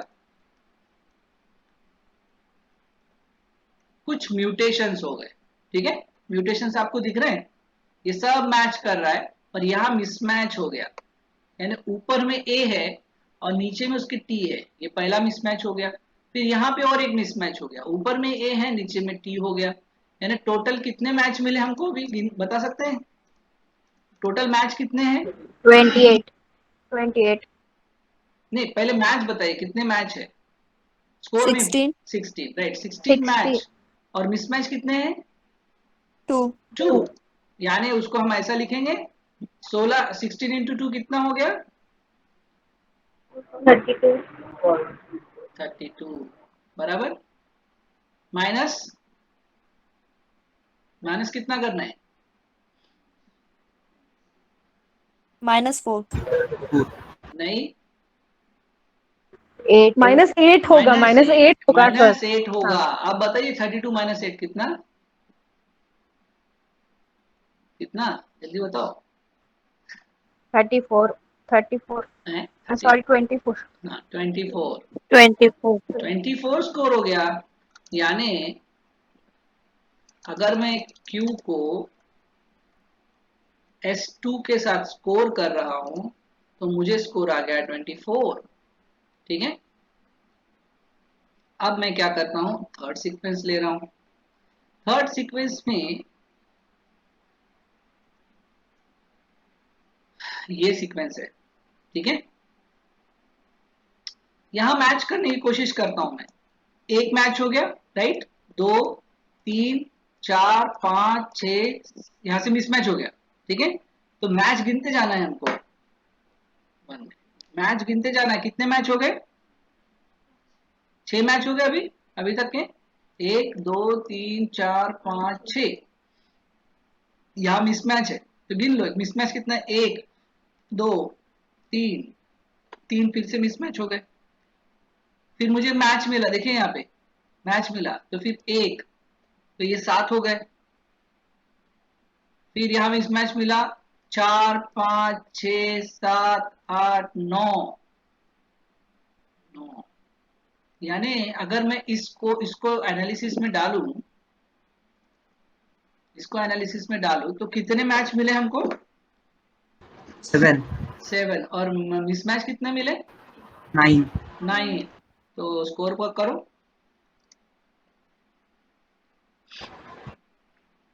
स्कोर करो। 14 माइनस 36, ठीक है, कितना हुआ?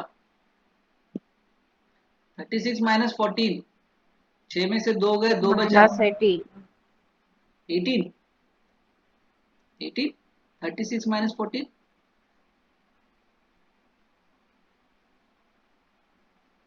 14 दूने 28, सर -12, -12, -12, हाँ, -12। तो आपने ये बोला, आपके रिलेशन देखो कैसे आ रहे। Q-S1 का स्कोर आया स्टार्टिंग में 36, ठीक है। फिर आपने Q-S2 के साथ में स्कोर किया तो आपका स्कोर आया 24, राइट। फिर आपने Q-S3 के साथ स्कोर किया तो आपका स्कोर आया -12, है ना। ये आपके रिलेशन है। तो आप बोलोगे सर सबसे बढ़िया किसका है, S1 का है या S2 का है या S3 का है, किसका है मैच? S1, S1 का सबसे बढ़िया है। पर ये जो ना, ये सबसे बड़ा प्रॉब्लम है, ये -12 हो सकता है क्या? ये -12 हो सकता है सही में? इतना इतना गड़बड़ लग रहा है वहां पे कि माइनस में चला गया? नहीं, इतना गड़बड़ नहीं हुआ। इसको बोलते हैं गैप्स। क्या बोलते हैं, क्या बोलते हैं? gaps, gap. Gap. जो सबसे पहली स्कोरिंग जो की थी वो क्या थी? Match. मैच वर्सेस मिसमैच, ये हमने कंसीडर किया तो हमारा जो स्कोर आ गया वो आ गया -12। पर अब क्या करते हैं, जब लोगों ने एनालिसिस किया तब पता चला कि कुछ कुछ ऐसे मिसमैच हो सकते हैं जो बहुत ही ज्यादा आउट आउट वैल्यूज दे रहे हैं, है ना। जैसे ये Q वर्सेस S3, तो ऐसा तो नहीं होना चाहिए। अब ऐसा क्यों हुआ ये थोड़ा देखेंगे क्या, थोड़ा ध्यान से देखो, ऐसा क्यों हुआ वहां पे, ऐसा गड़बड़।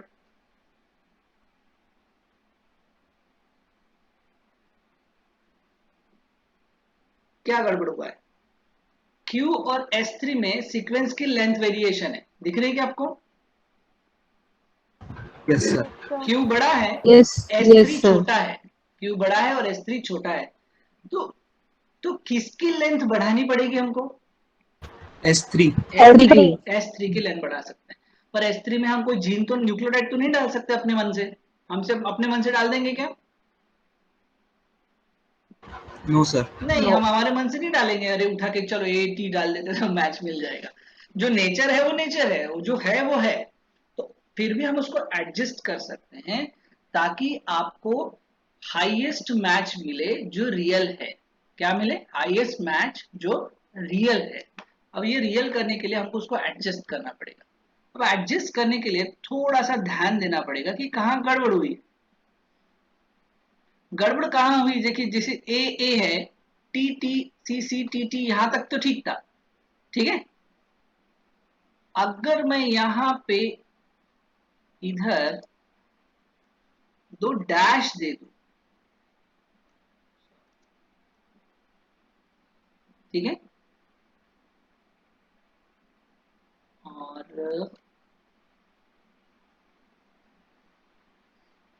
डैश दे देते हैं, ऊपर में टी आ गया क्या, कुछ काटा क्या मैंने उसमें से,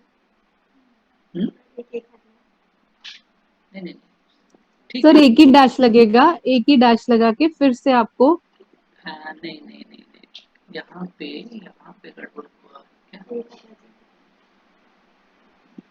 एक मिनट, यहाँ मैंने गलती से कुछ इंसर्ट कर दिया शायद। अब क्या होगा, देखिए जैसे यहाँ पे मैंने उसको एडजस्ट किया, ये मैंने सीक्वेंस इंटेंशनली नहीं डाला, ये शायद मेरा टाइपरिंग का प्रॉब्लम हुआ। अदरवाइज क्या होगा, यहाँ पे यहाँ पे जो था ना ये ऐसे थे, इसको मैंने थोड़ा सा एडजस्ट किया, सरका दिया, देखो 2 न्यूक्लियोटाइड्स आगे बढ़ा दिया, यानी यहाँ के कितने न्यूक्लियोटाइड गायब है, 2. 2 गायब है। 2 न्यूक्लियोटाइड्स गायब हो गए, पर ये 2 न्यूक्लियोटाइड गायब हो गए तो मुझे बताना पड़ेगा कि 2 न्यूक्लियोटाइड वहां पे गायब है, ठीक है। तो ये 2 न्यूक्लियोटाइड गायब हो गए, इनको कहा जाता है गैप्स, ठीक है, क्या कहा जाता है, गैप्स।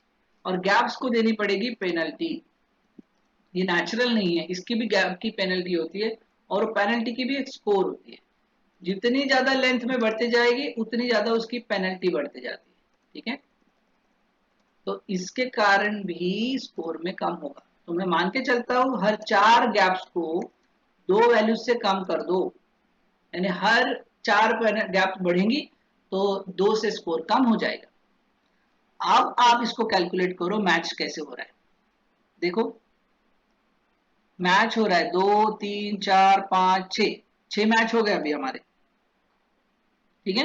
फिर 7 8 9 10 11 12 13 14 15 16 17, टोटल 17 मैच मिले, है ना, नहीं मिला, समझा, 1 2 3 4 5 6 7 8 9 10 11 12 13 14 15 16 17, 17 इंटू 2 34. 34, तो ये 17 मैच मिले। मिसमैच है क्या कोई, No. मिसमैच कोई नहीं है, पर गैप पेनल्टी आएगी, कितनी गैप बढ़ाई हमने, 2. 2 से 2. बढ़ाई, 2 से बढ़ाई, तो पेनल्टी कितनी कम करनी पड़ेगी, -1 करनी पड़ेगी, राइट, Yes, समझ sir. आपको। तो 17 इंटू 2 कितना हो जाएगा, 34.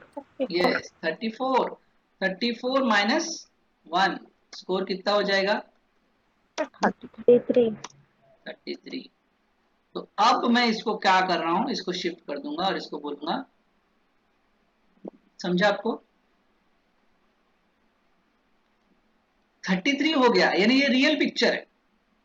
तो अब मैं उसको अगर सेट करूं नंबर वाइज, सबसे बढ़िया कौन है, फर्स्ट नंबर पे कौन है बताओ, क्यू से मैच करने वाला कौन है, S1 S S S1 S1, number 2 S3 S3 and फिर S2। यस वेरी गुड, फिर S2 समझा आपको। ये गैप पेनल्टी अगर मैंने नहीं डाली रहती तो उल्टा हो गया रहता, S2 पहले आता और S3 बाद में आता। तो ये गैप पेनल्टी का बहुत बड़ा इंपॉर्टेंस है, क्योंकि ये आपको बताता है कि इस जगह शायद इस ऑर्गेनिज्म के साथ में कुछ ऐसा हुआ कि यहाँ के 2 न्यूक्लियोटाइड क्या हो गए, डिलीट, या इस ऑर्गेनिज्म में यहाँ पे 2 न्यूक्लियोटाइड क्या हो गए,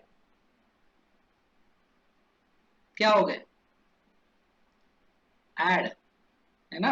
हमको नहीं पता इसमें, एक तो यहाँ ऐड हुए होंगे या नहीं तो यहाँ डिलीट हुए होंगे, वो हमको इवोल्यूशनरी स्टडीज से पता चलेगा कि क्या हुआ है एग्जैक्टली। इसको कहा जाता है स्कोरिंग सिस्टम, ठीक है। जो मैंने आपको स्कोरिंग मैट्रिसेस सिखाई ना तभी, वो ये है एक्चुअली। तो ये आपको समझ में आनी चाहिए। अब ये करने के बाद में आप उसका रियली एनालिसिस करेंगे, ठीक है। तो आप इनसे कंपेयर करेंगे, जो भी बेस्ट होगा वो आउटपुट में आएगा, S1 S2 S3 S4 में से जो भी बेस्ट होगा वो आएगा और आपको मैच मिलेगा, ठीक है। तो मैं आपको एक आउटपुट करके दिखाता हूँ लास्ट एनालिसिस में।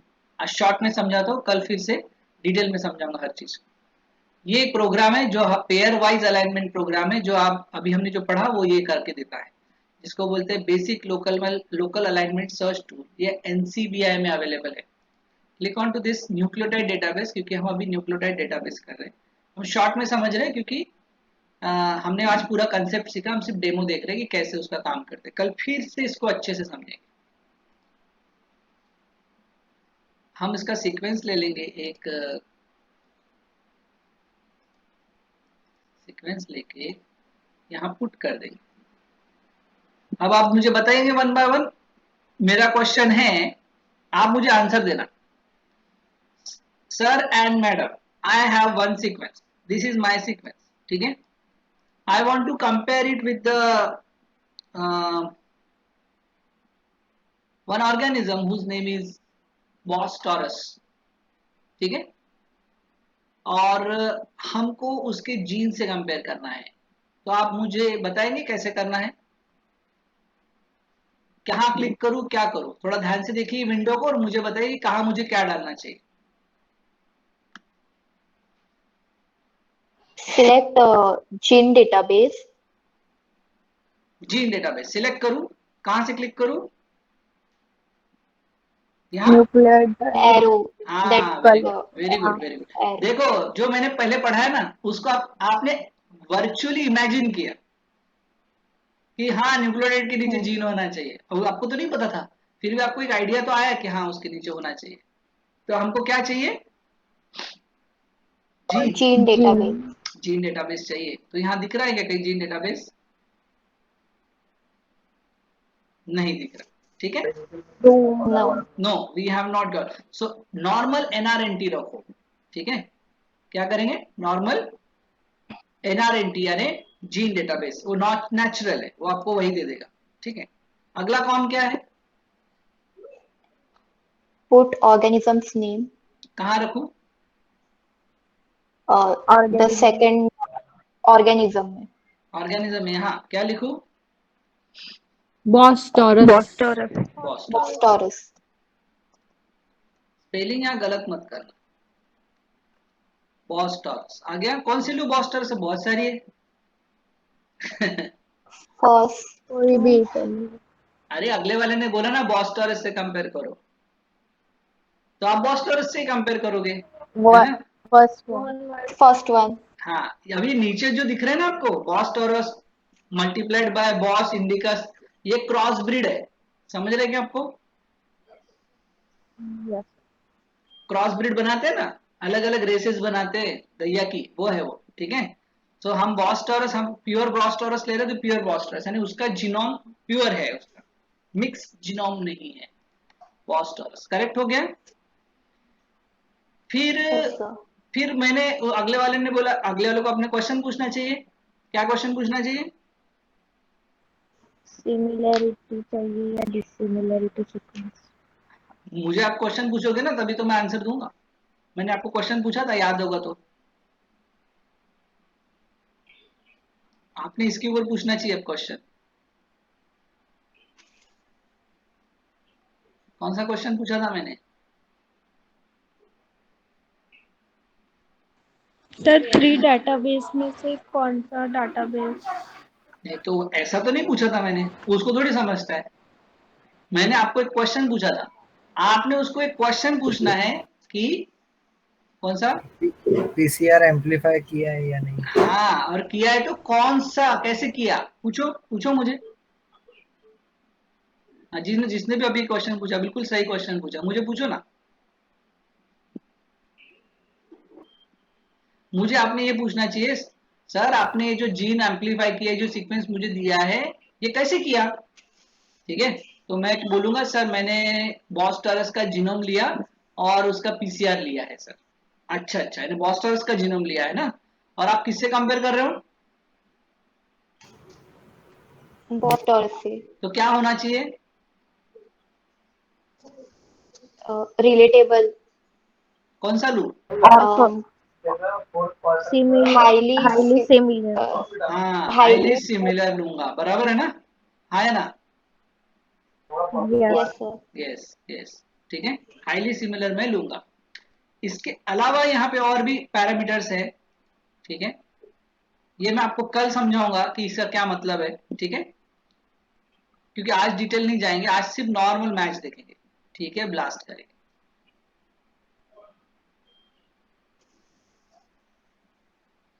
तो ये जो आउटपुट अभी आएगा, इससे हमको क्या क्या पता चलेगा? Highly similarity square. नहीं, सबसे Whether पहले it is relatable to match Boss और Taurus or not. Mismatch. Match match और or मिसमैच रिलेटेड है या नहीं है,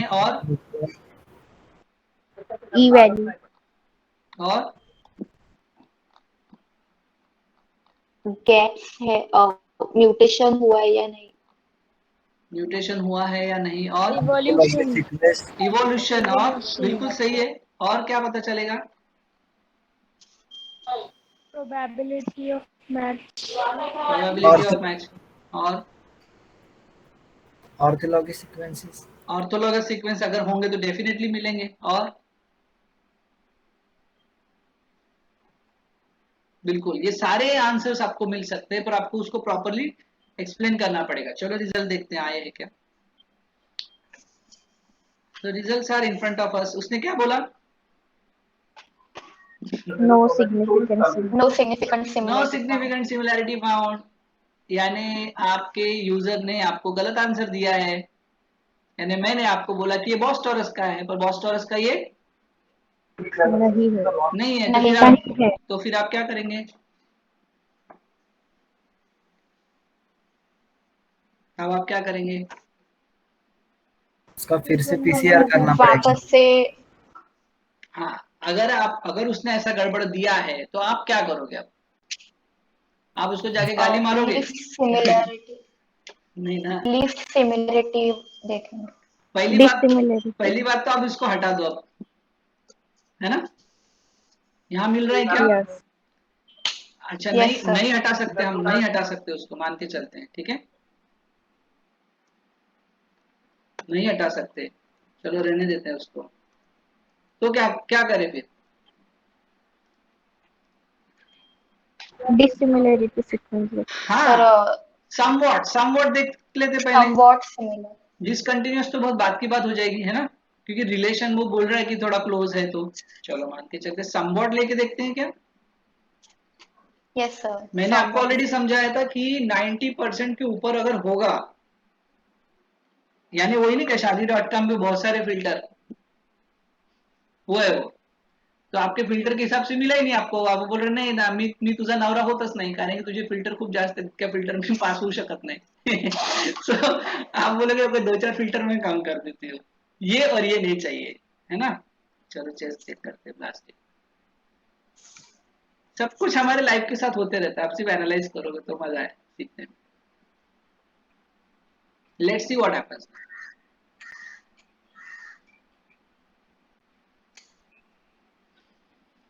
थोड़ा होने देना, उसके बाद ही स्क्रॉल करते रहना इसको, ठीक है? आ गया क्या? Yes, sir. आ गया? कितना %?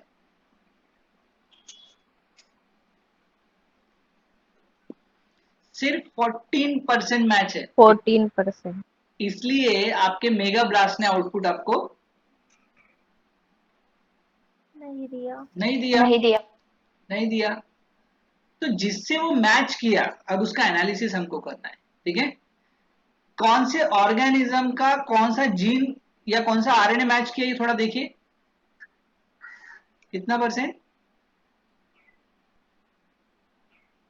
18S राइबोसोमल आरएनए मैच किया, है ना? है ना? हाँ, yes, यस sir. सर।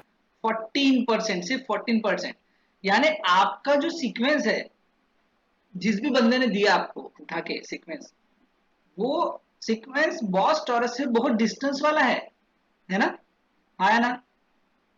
हाँ, yes. यानी हाँ। ये तो मुझे लग रहा है ये ऑर्थोलॉगी हो सकती है क्या? नहीं। ये क्या है? ये क्या है? Parallel. पैरालॉगी। पैरालॉगी होगी सर। 14% है ना? 14% है, नहीं पैरालॉगस ही होगा, डिस्टेंस रिलेशनशिप। तो मुझे अब ये वापस से देखना पड़ेगा कि ये सही में सीक्वेंस किसका है। तो वो कैसे पता करूंगा मैं? मुझे इस सेटिंग में क्या हटाना पड़ेगा? Organism name. Organism name. Very good, समझे? अब आप होशियार होना शुरू हो गए, अब आप सही में बायोलॉजिस्ट बनना शुरू हो गए, यानी आप आंसर देना शुरू कर दिए। जिस दिन साइंटिस्ट ने आंसर देना शुरू किया, उस दिन उसकी कमर्शियल वैल्यू बढ़ गई, समझे? साइंटिस्ट वही काम का है जो आंसर दे सकता है। सिर्फ लैब में बैठ के कागज चलाने में कोई मतलब नहीं। जो आंसर दे सकता है, हाँ सर आपका सही है, ऐसा नहीं ऐसा है, वो सही है, बिल्कुल सही जा रहे हो। यानी अब यहाँ पे मुझे कोई ऑर्गेनिज्म पुट करने की जरूरत है क्या? No, sir. हम जनरल नहीं, चलाते हैं, sir. जनरल करते हैं। हाईली करना पड़ेगा क्या? No. Yes. Yes. Yes No. Yes yes, क्योंकि हम तो जनरल ले रहे हैं ना, इसका सीक्वेंस का मैच तो मिलेगा ही कहीं ना कहीं, और जिससे हाँ। मिला रहे वो तो हमको कंसिडर नहीं करेंगे, बोलो सबसे मैच करो। तो फिर करेंगे ब्लास्ट।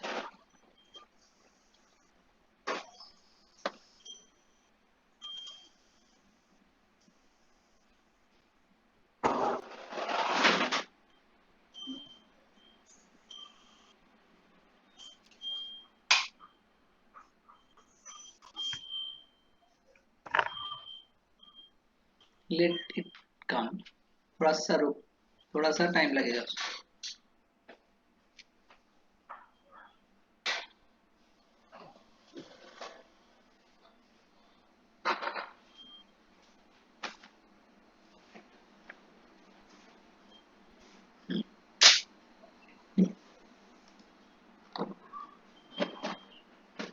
किससे मैच कर रहे हैं? Bacillus albus. बैसिलस अल्बस, यानी अगले वाले ने आपको बैक्टीरिया का सीक्वेंस दिया, ठीक है, और बोला कि बॉस टॉरस से कंपेयर करिए, ठीक है? तो आप अब यहाँ क्या बोलेंगे, कैसे आउटपुट और कैसे एनालिसिस करेंगे? क्या क्या लिखेंगे?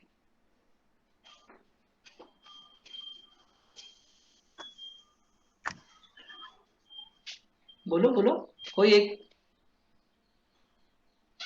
Given sequence. Bacteria. हाँ हाँ बोलो बोलो। Bacillus albus. Your Organism. Your sequence best matches with bacillus albus, है ना? with Yes. 100% query coverage, 100% identity, while with the boss torus it shows only 14%. 14%. 14%. Hence your sequence is 100% belongs to which bacteria or which organism? Bacillus. Bacillus Bacillus. Albus. albus। फिर अगला वाला आपको छोड़ेगा थोड़ी, वो पूछेगा Sir, you are talking about a bacteria and you are finding some match with the Bos Taurus also. How come this is possible? है ना, आप तो एक बैक्टीरिया का जीन ले रहे हो और आप ऑर्गेनिज्म होमोसैपियन का ले रहे हो, उससे भी मैच कर रहा है, तो जिससे मैच कर रहा है वो कौन सा रीजन है? तो देखो बैक्टीरिया का कौन सा रीजन है? 16S 16S ribosome. RRNA rRNA gene है ना, और बॉस टॉरस का कौन सा है? 18S 18S RRNA। इसका मतलब क्या है? इसका क्या मतलब? इसका मतलब कोई समझा सकता है?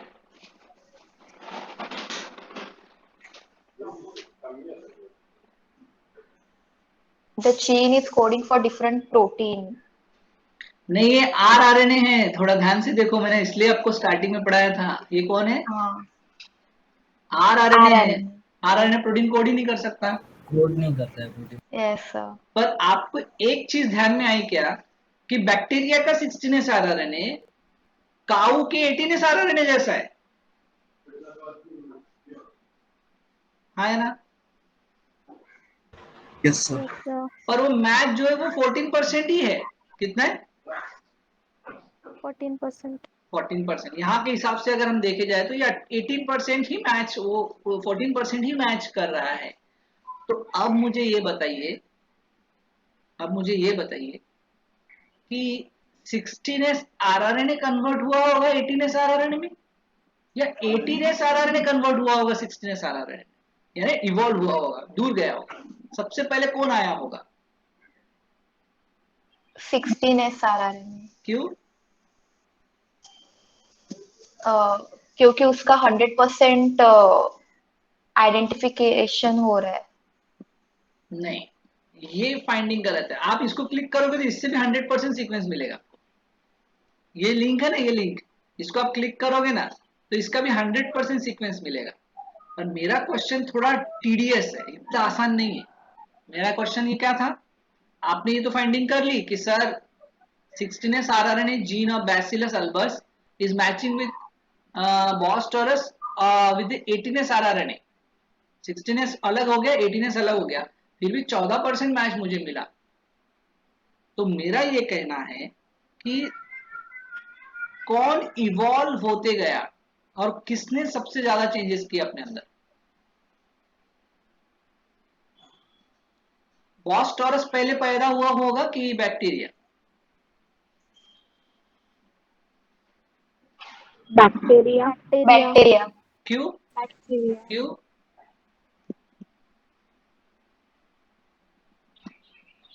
क्यों पहले बैक्टीरिया पैदा हुआ होगा, बॉस टॉरस बाद में?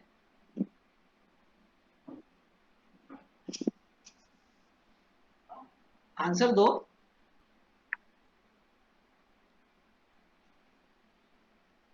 अगर इसका आंसर आपने दे दिया तो आप सही में अच्छे साइंटिस्ट हो, अच्छे रिसर्चर हो, आपका ऑब्जर्वेशन स्ट्रांग है। सोचो सोचो, अंदर से सोचो, आप अंदर से कौन हो? आप अंदर से कौन हो? मल्टी सेल्यूलर ऑर्गेनिज्म है ना? Multi cellular. Prokaryotic and eukaryotic का फर्क है सर ये। हाँ, तो मेरा यही क्वेश्चन है कि बैक्टीरिया पहले आया होगा कि बॉस टॉरस पहले आया होगा? ऑफ कोर्स प्रोकैरियोटिक पहले आए थे, आया होगा। उसके तो मेरा बाद क्वेश्चन हाँ। है और कि अब म्यूटेशन किस में सबसे ज्यादा हुए होंगे, 16S में हुए होंगे कि 18S में? 18S में हुए होंगे सर। 18S में हुए होंगे। क्यों?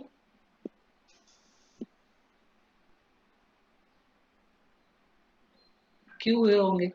और हम उसको 18S क्यों कह रहे हैं, 16S क्यों नहीं कह पा रहे?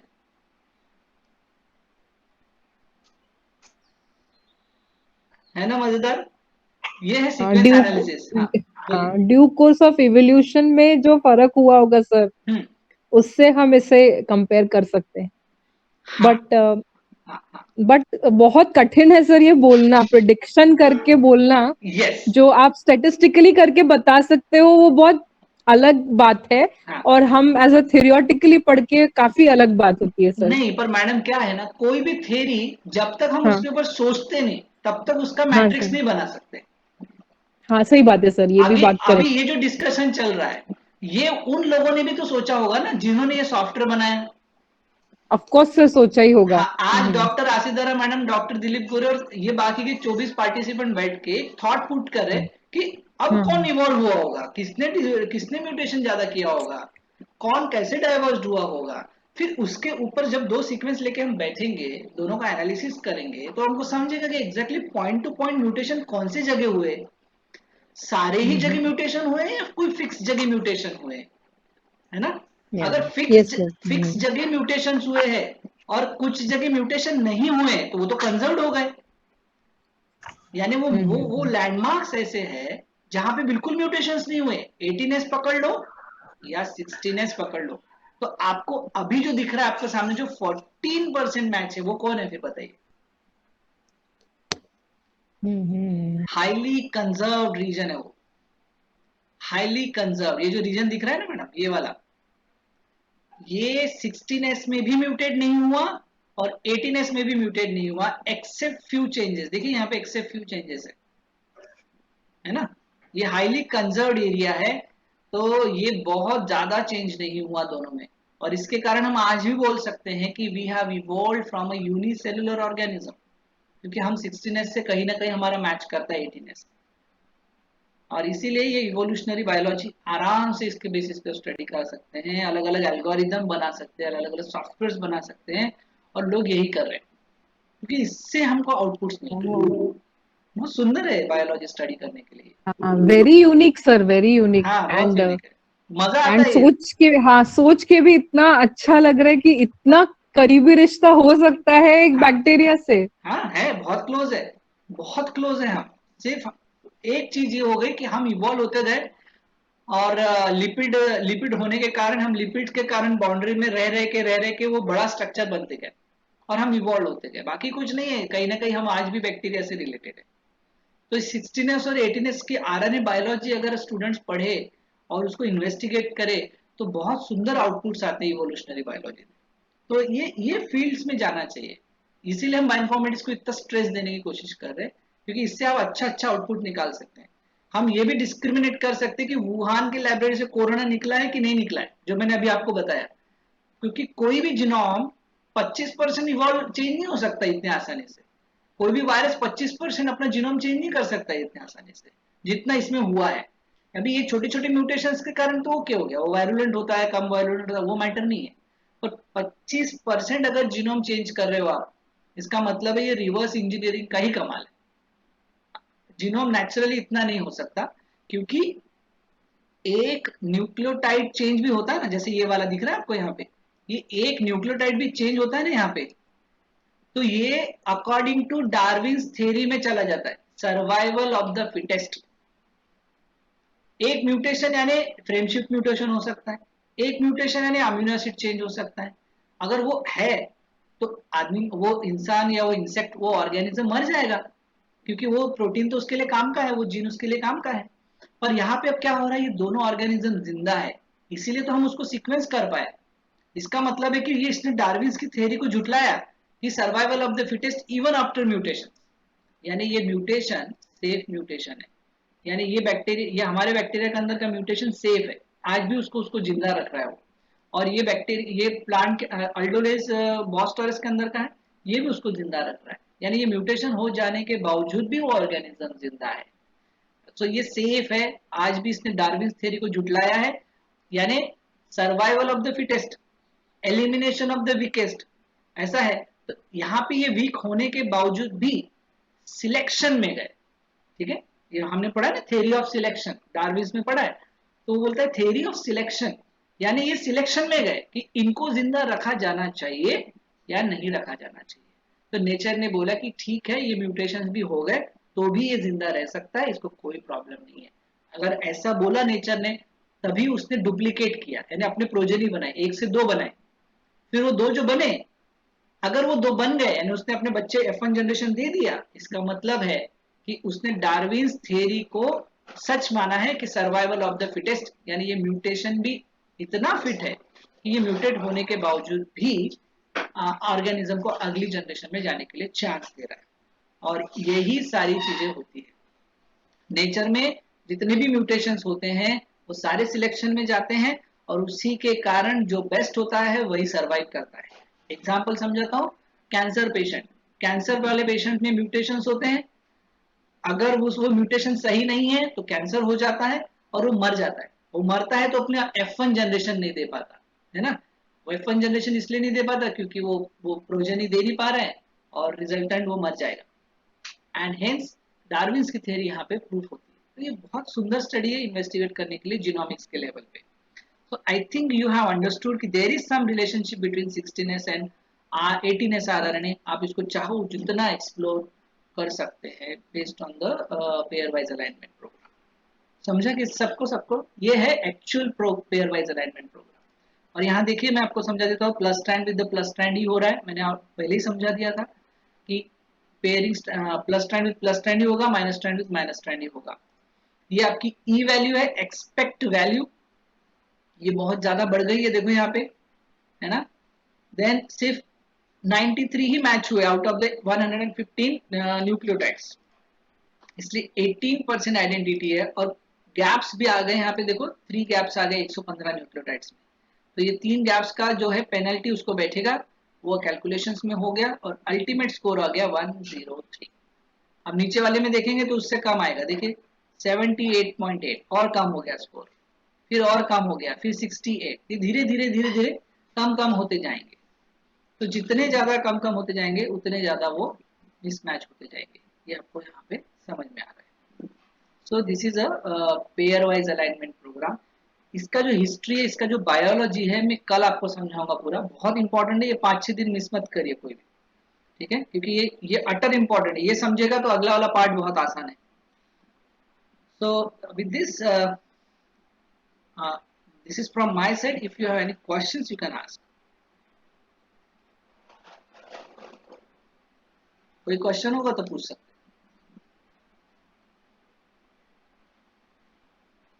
Sir, can this be related with the plant genome also? Yes, yes.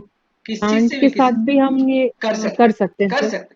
Plant है, वायरस है, सभी के साथ में जिनके जीनोम सीक्वेंस या जीन सीक्वेंस अवेलेबल है उन्हीं के साथ। सबके साथ नहीं कर पाएंगे, जिनके सीक्वेंस अवेलेबल है उन्हीं के साथ।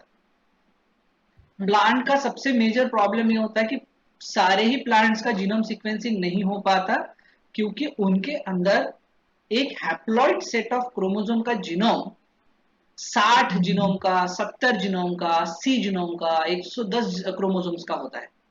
तो बहुत ह्यूज क्रोमोसोम सीक्वेंसेस होते हैं, इसलिए थोड़ा सा स्लो हो जाता है प्लांट जीनोम सीक्वेंसिंग। पर जो मेजर प्लांट्स हैं उनका हुआ है। Sir, हाँ sir, how to read E value means 9E minus 10 is given there. हाँ, वो So, वो स्टैंडर्ड है, उसके तरफ ज्यादा ध्यान नहीं दिया तो भी चलता है, ठीक है। वो स्टैंडर्ड वैल्यूज होती है। ये समझ में आना चाहिए कि 0.00 जितना पास में आएगा नहीं है, ये दूर चला गया है, इसका मतलब है कि डिस्टेंस बढ़ते जा रहा है। समझा? ये मैं आपको कल पढ़ाऊंगा, ठीक है, yes, कि एग्जैक्टली ई वैल्यूज क्या है सब कुछ। तो कल आपको वो पॉइंट मैं आपको क्लियर करूँ, ठीक है, एग्जाम्पल देके। yes. और कोई क्वेश्चन?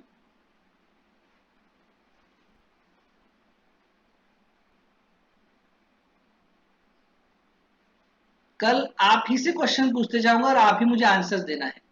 इसी तरह वो प्रोग्राम पूरा चलेगा ब्लास्ट का, ठीक है। जितना भी मैंने बैकड्रॉप में जितना भी पढ़ा है पहले दिन से, वो सब आपको उसके बेसिस पे इसके आंसर्स देते जाना है, ठीक है। सर आज आपने ऑर्थोलॉजी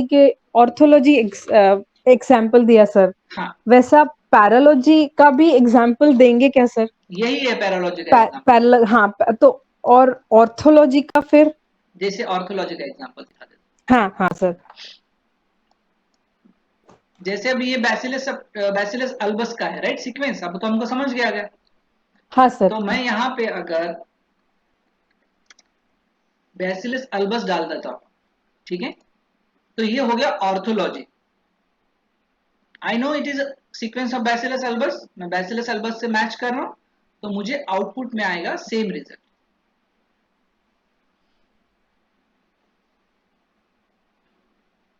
अब आप देखेंगे मुझे एकदम 100% मैच मिलेगा।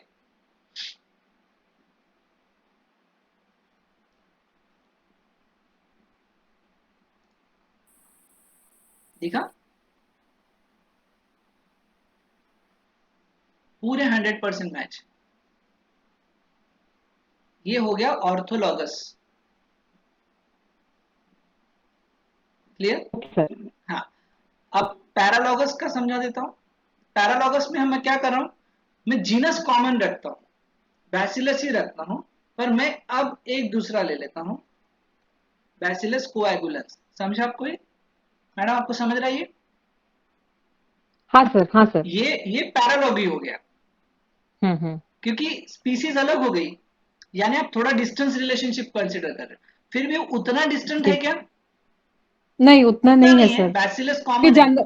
हाँ, जानरा कॉमन रखा है आपने। जनरा कॉमन रखा, स्पीसीज थोड़ा सा अलग कर दिया। अब देखते कितना मैच होता है।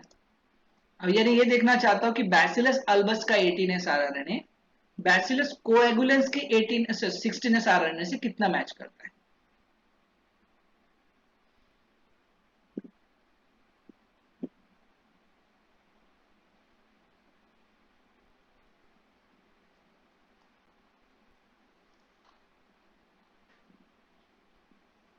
कितना मैच हुआ? 99% मैच। सिर्फ 1% वेरिएशन है बैसिलस एल्बस और बैसिलस कोएगुलेंस में। क्लियर?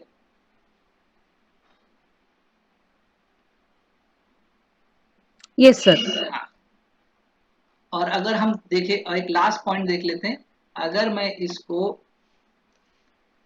होमो सैपियंस से करता हूं, आपको क्या लगता है, आप लोगों को क्या लगता है कितना मैच करेगा?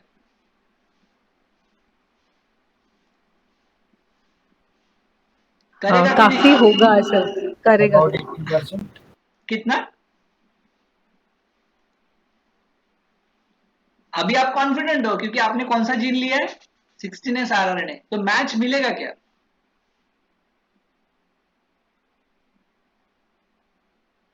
मैच मिलेगा कि नहीं मिलेगा? मिलेगा। मिलेगा सर, मिलेगा। इसलिए बोलते हैं कि आरआरएनए जो होते हैं वो इवोल्यूशनरी रिलेटेड होते हैं। याद रखिए, आरआरएनए जीन फैमिली जितने भी है, आरआरएनए, टीआरएनए, ये इवोल्यूशनरी रिलेटेड है। अब आप बोलोगे इवोल्यूशनरी रिलेटेड क्यों है, तो कोई इसका आंसर दे सकता है क्या मुझे? अगर इसका किसी ने मुझे आंसर दे दिया तो मैं अभी के अभी उसके अकाउंट में 500 ट्रांसफर कर दूंगा। क्या फाइनेंशियली डिस्कस नहीं किया तो मजा नहीं आता। आप मुझे ये बताइए, आरआरएनए फैमिली और एमआरएनए फैमिली में आरआरएनए फैमिली को हाईली कंजर्व क्यों कहा गया? अभी आपने स्टडी किया ना, क्यों कहा गया और क्यों हुआ है वो ऐसा? वो ऐसा कौन सा रोल प्ले करते हैं जो बहुत क्रिशियल है, इसलिए वो चेंज नहीं करते? कोई मुझे बता पाएगा?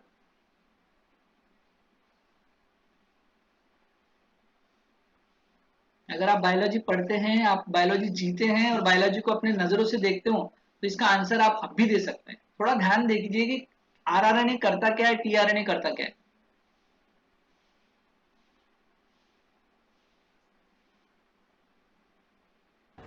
Sir RRNA and tRNA does not produce protein, मतलब हाँ, वो प्रोटीन को ये नहीं करते, इसलिए उसका और mRNA का कुछ ये नहीं हो सकता मेल उतना। बराबर। तो मैं ये पूछ रहा हूं कि अब एमआरएनए बहुत म्यूटेड होते हैं, है ना?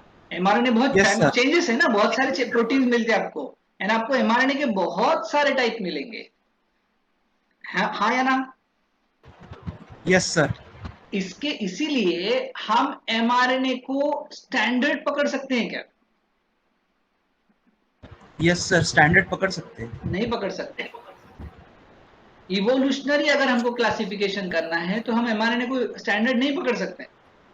क्यों? सर क्योंकि वो इसको एक ही बार कर सकता है। नहीं, हमारे पास में बहुत सारे एमआरएनए है ना, यस सर। बहुत सारे प्रोटीन देता है, तो कौन से प्रोटीन को तुम स्टैंडर्ड पकड़ोगे? समझ रहे हैं क्या पॉइंट? Yes sir. पर आरआरएनए और टीआरएनए के इसमें क्या हो रहा है? सर वो तो कोई प्रोटीन फॉर्म ही नहीं करते। नहीं फॉर्म करते। और टीआरएनए कितने हैं? जितने अमीनो एसिड्स उतने टीआरएनए है ना। यस। कितने हैं बताओ, कितने टीआरएनए होते हैं?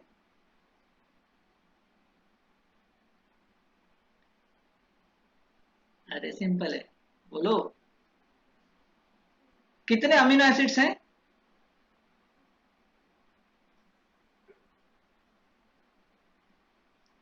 22 22 अमीनो एसिड्स, तो कितने टीआरएनए?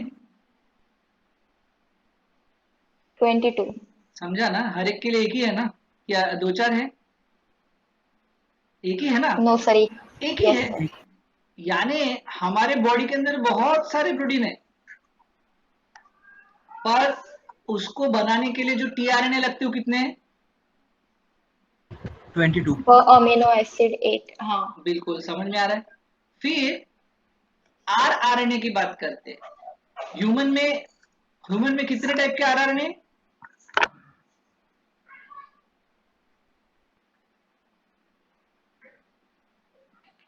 मान के चलते 4 हैं, ठीक है, तो 4 ही है ना, बहुत सारे वेरिएबल है क्या? No sir. बैक्टीरिया सर में एक ही है 16S आरआरएनए, है ना, वेरिएबल है यस क्या? नहीं है। इसलिए प्रोटीन्स की फैमिली को या उसके एमआरएनए की फैमिली को हम स्टैंडर्ड नहीं पकड़ पाते, पर आरआरएनए जो है ना इतना स्मार्ट है कि उसने इवोल्यूशन, इतना भी इवोल्यूशन हो गया हो, उसने खुद को ज्यादा फंक्शन वाइज चेंज नहीं किया, पर उसने खुद को चेंज किया है, सीक्वेंसेस वाइज चेंज किया है, फिर भी वो रिलेट कर सकता है एक को दूसरे से, थोड़ा थोड़ा वेरिएबल रीजन्स फॉर्म करके। और इसीलिए आरआरएनए को, और खासकर आरआरएनए को स्टैंडर्ड माना जाता है प्रोटीन ऑर्गेनिज्म क्लासिफिकेशन में या आइडेंटिफिकेशन में। आपको क्लियर हो गया point? Yes yes sir. Sir अब ये देखो यहाँ पे ह्यूमन के साथ कितना मैच कर रहा है,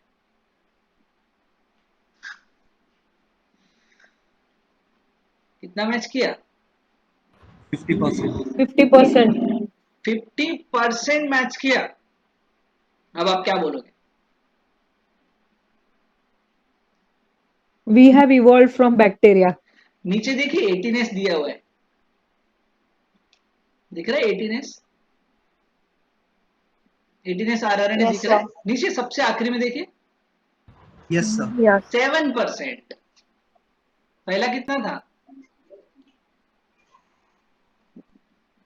14% था ना, 14 काऊ के साथ में। 14%. हाँ, तो हम ये क्या है, 7% मैच कर रहे हैं। 7. तो कौन किससे ज्यादा क्लोज है बताएंगे मुझे? यानी बैसिलस अल्बस से सबसे ज्यादा क्लोज कौन है, काऊ है या इंसान है? Cow. Cow. काऊ, क्यों? कितना परसेंट मैच मिला? 14% match. 14% match. 14% मैच। और हम इंसान जो है, ये हम 7% मैच से मिल रहे हैं, पर मिल रहे हैं, ये बहुत इंपॉर्टेंट है। अब आप इसको क्लिक करेंगे, अब आप इसको क्लिक करेंगे तो आपको पता चलेगा कौन सा रीजन मैच हुआ। ये रीजन मैच हुआ, दिख रहा है, हाईली कंजर्व्ड एरिया है ये देखिए, ये यहाँ पे आज भी पैटर्न मिल रहा है, दिखा आपको? सेम पैटर्न काऊ में था ना, यस सर। है ना? Yes, sir. यानी देखो हम और काऊ सेम है इस जगह। बैसिलस अल्बस यहाँ चेंज है और हम काऊ दोनों यहाँ कॉमन है। यानी हम दोनों का जो एंसिस्टर था, यानी जो मैमिलियन का एंसिस्टर था, उस बंदे ने खुद को यहाँ म्यूटेट करवाया होगा, राइट? हाँ या ना? Yes sir. Yes. हाँ, म्यूटेट करवाया होगा। एग्जाम्पल है, ऐसे तो बहुत सारे हैं, इधर में भी हैं, दिख रहे हैं? ऊपर में सीसी है, यहाँ टीटी हो गया। यानी ये जो है और ये जो है, ये है पैटर्न। क्या है ये? Pattern. पैटर्न। यानी अगर 18S आरएनए या 16S आरएनए में इस जगह ए है, तो वो किसका जीनोम हो सकता है या किसका जीन हो सकता है? मैमेलियंस का। समझ रहे? मैमेलियंस का। और अगर यहाँ ये नहीं है तो समझ जाना कि मैमेलियंस का जीन नहीं है। Point clear? ऐसा बहुत सारे छोटे छोटे एनालिसिस आप आराम से इससे कर पाते हैं, ठीक है? और कोई डाउट है?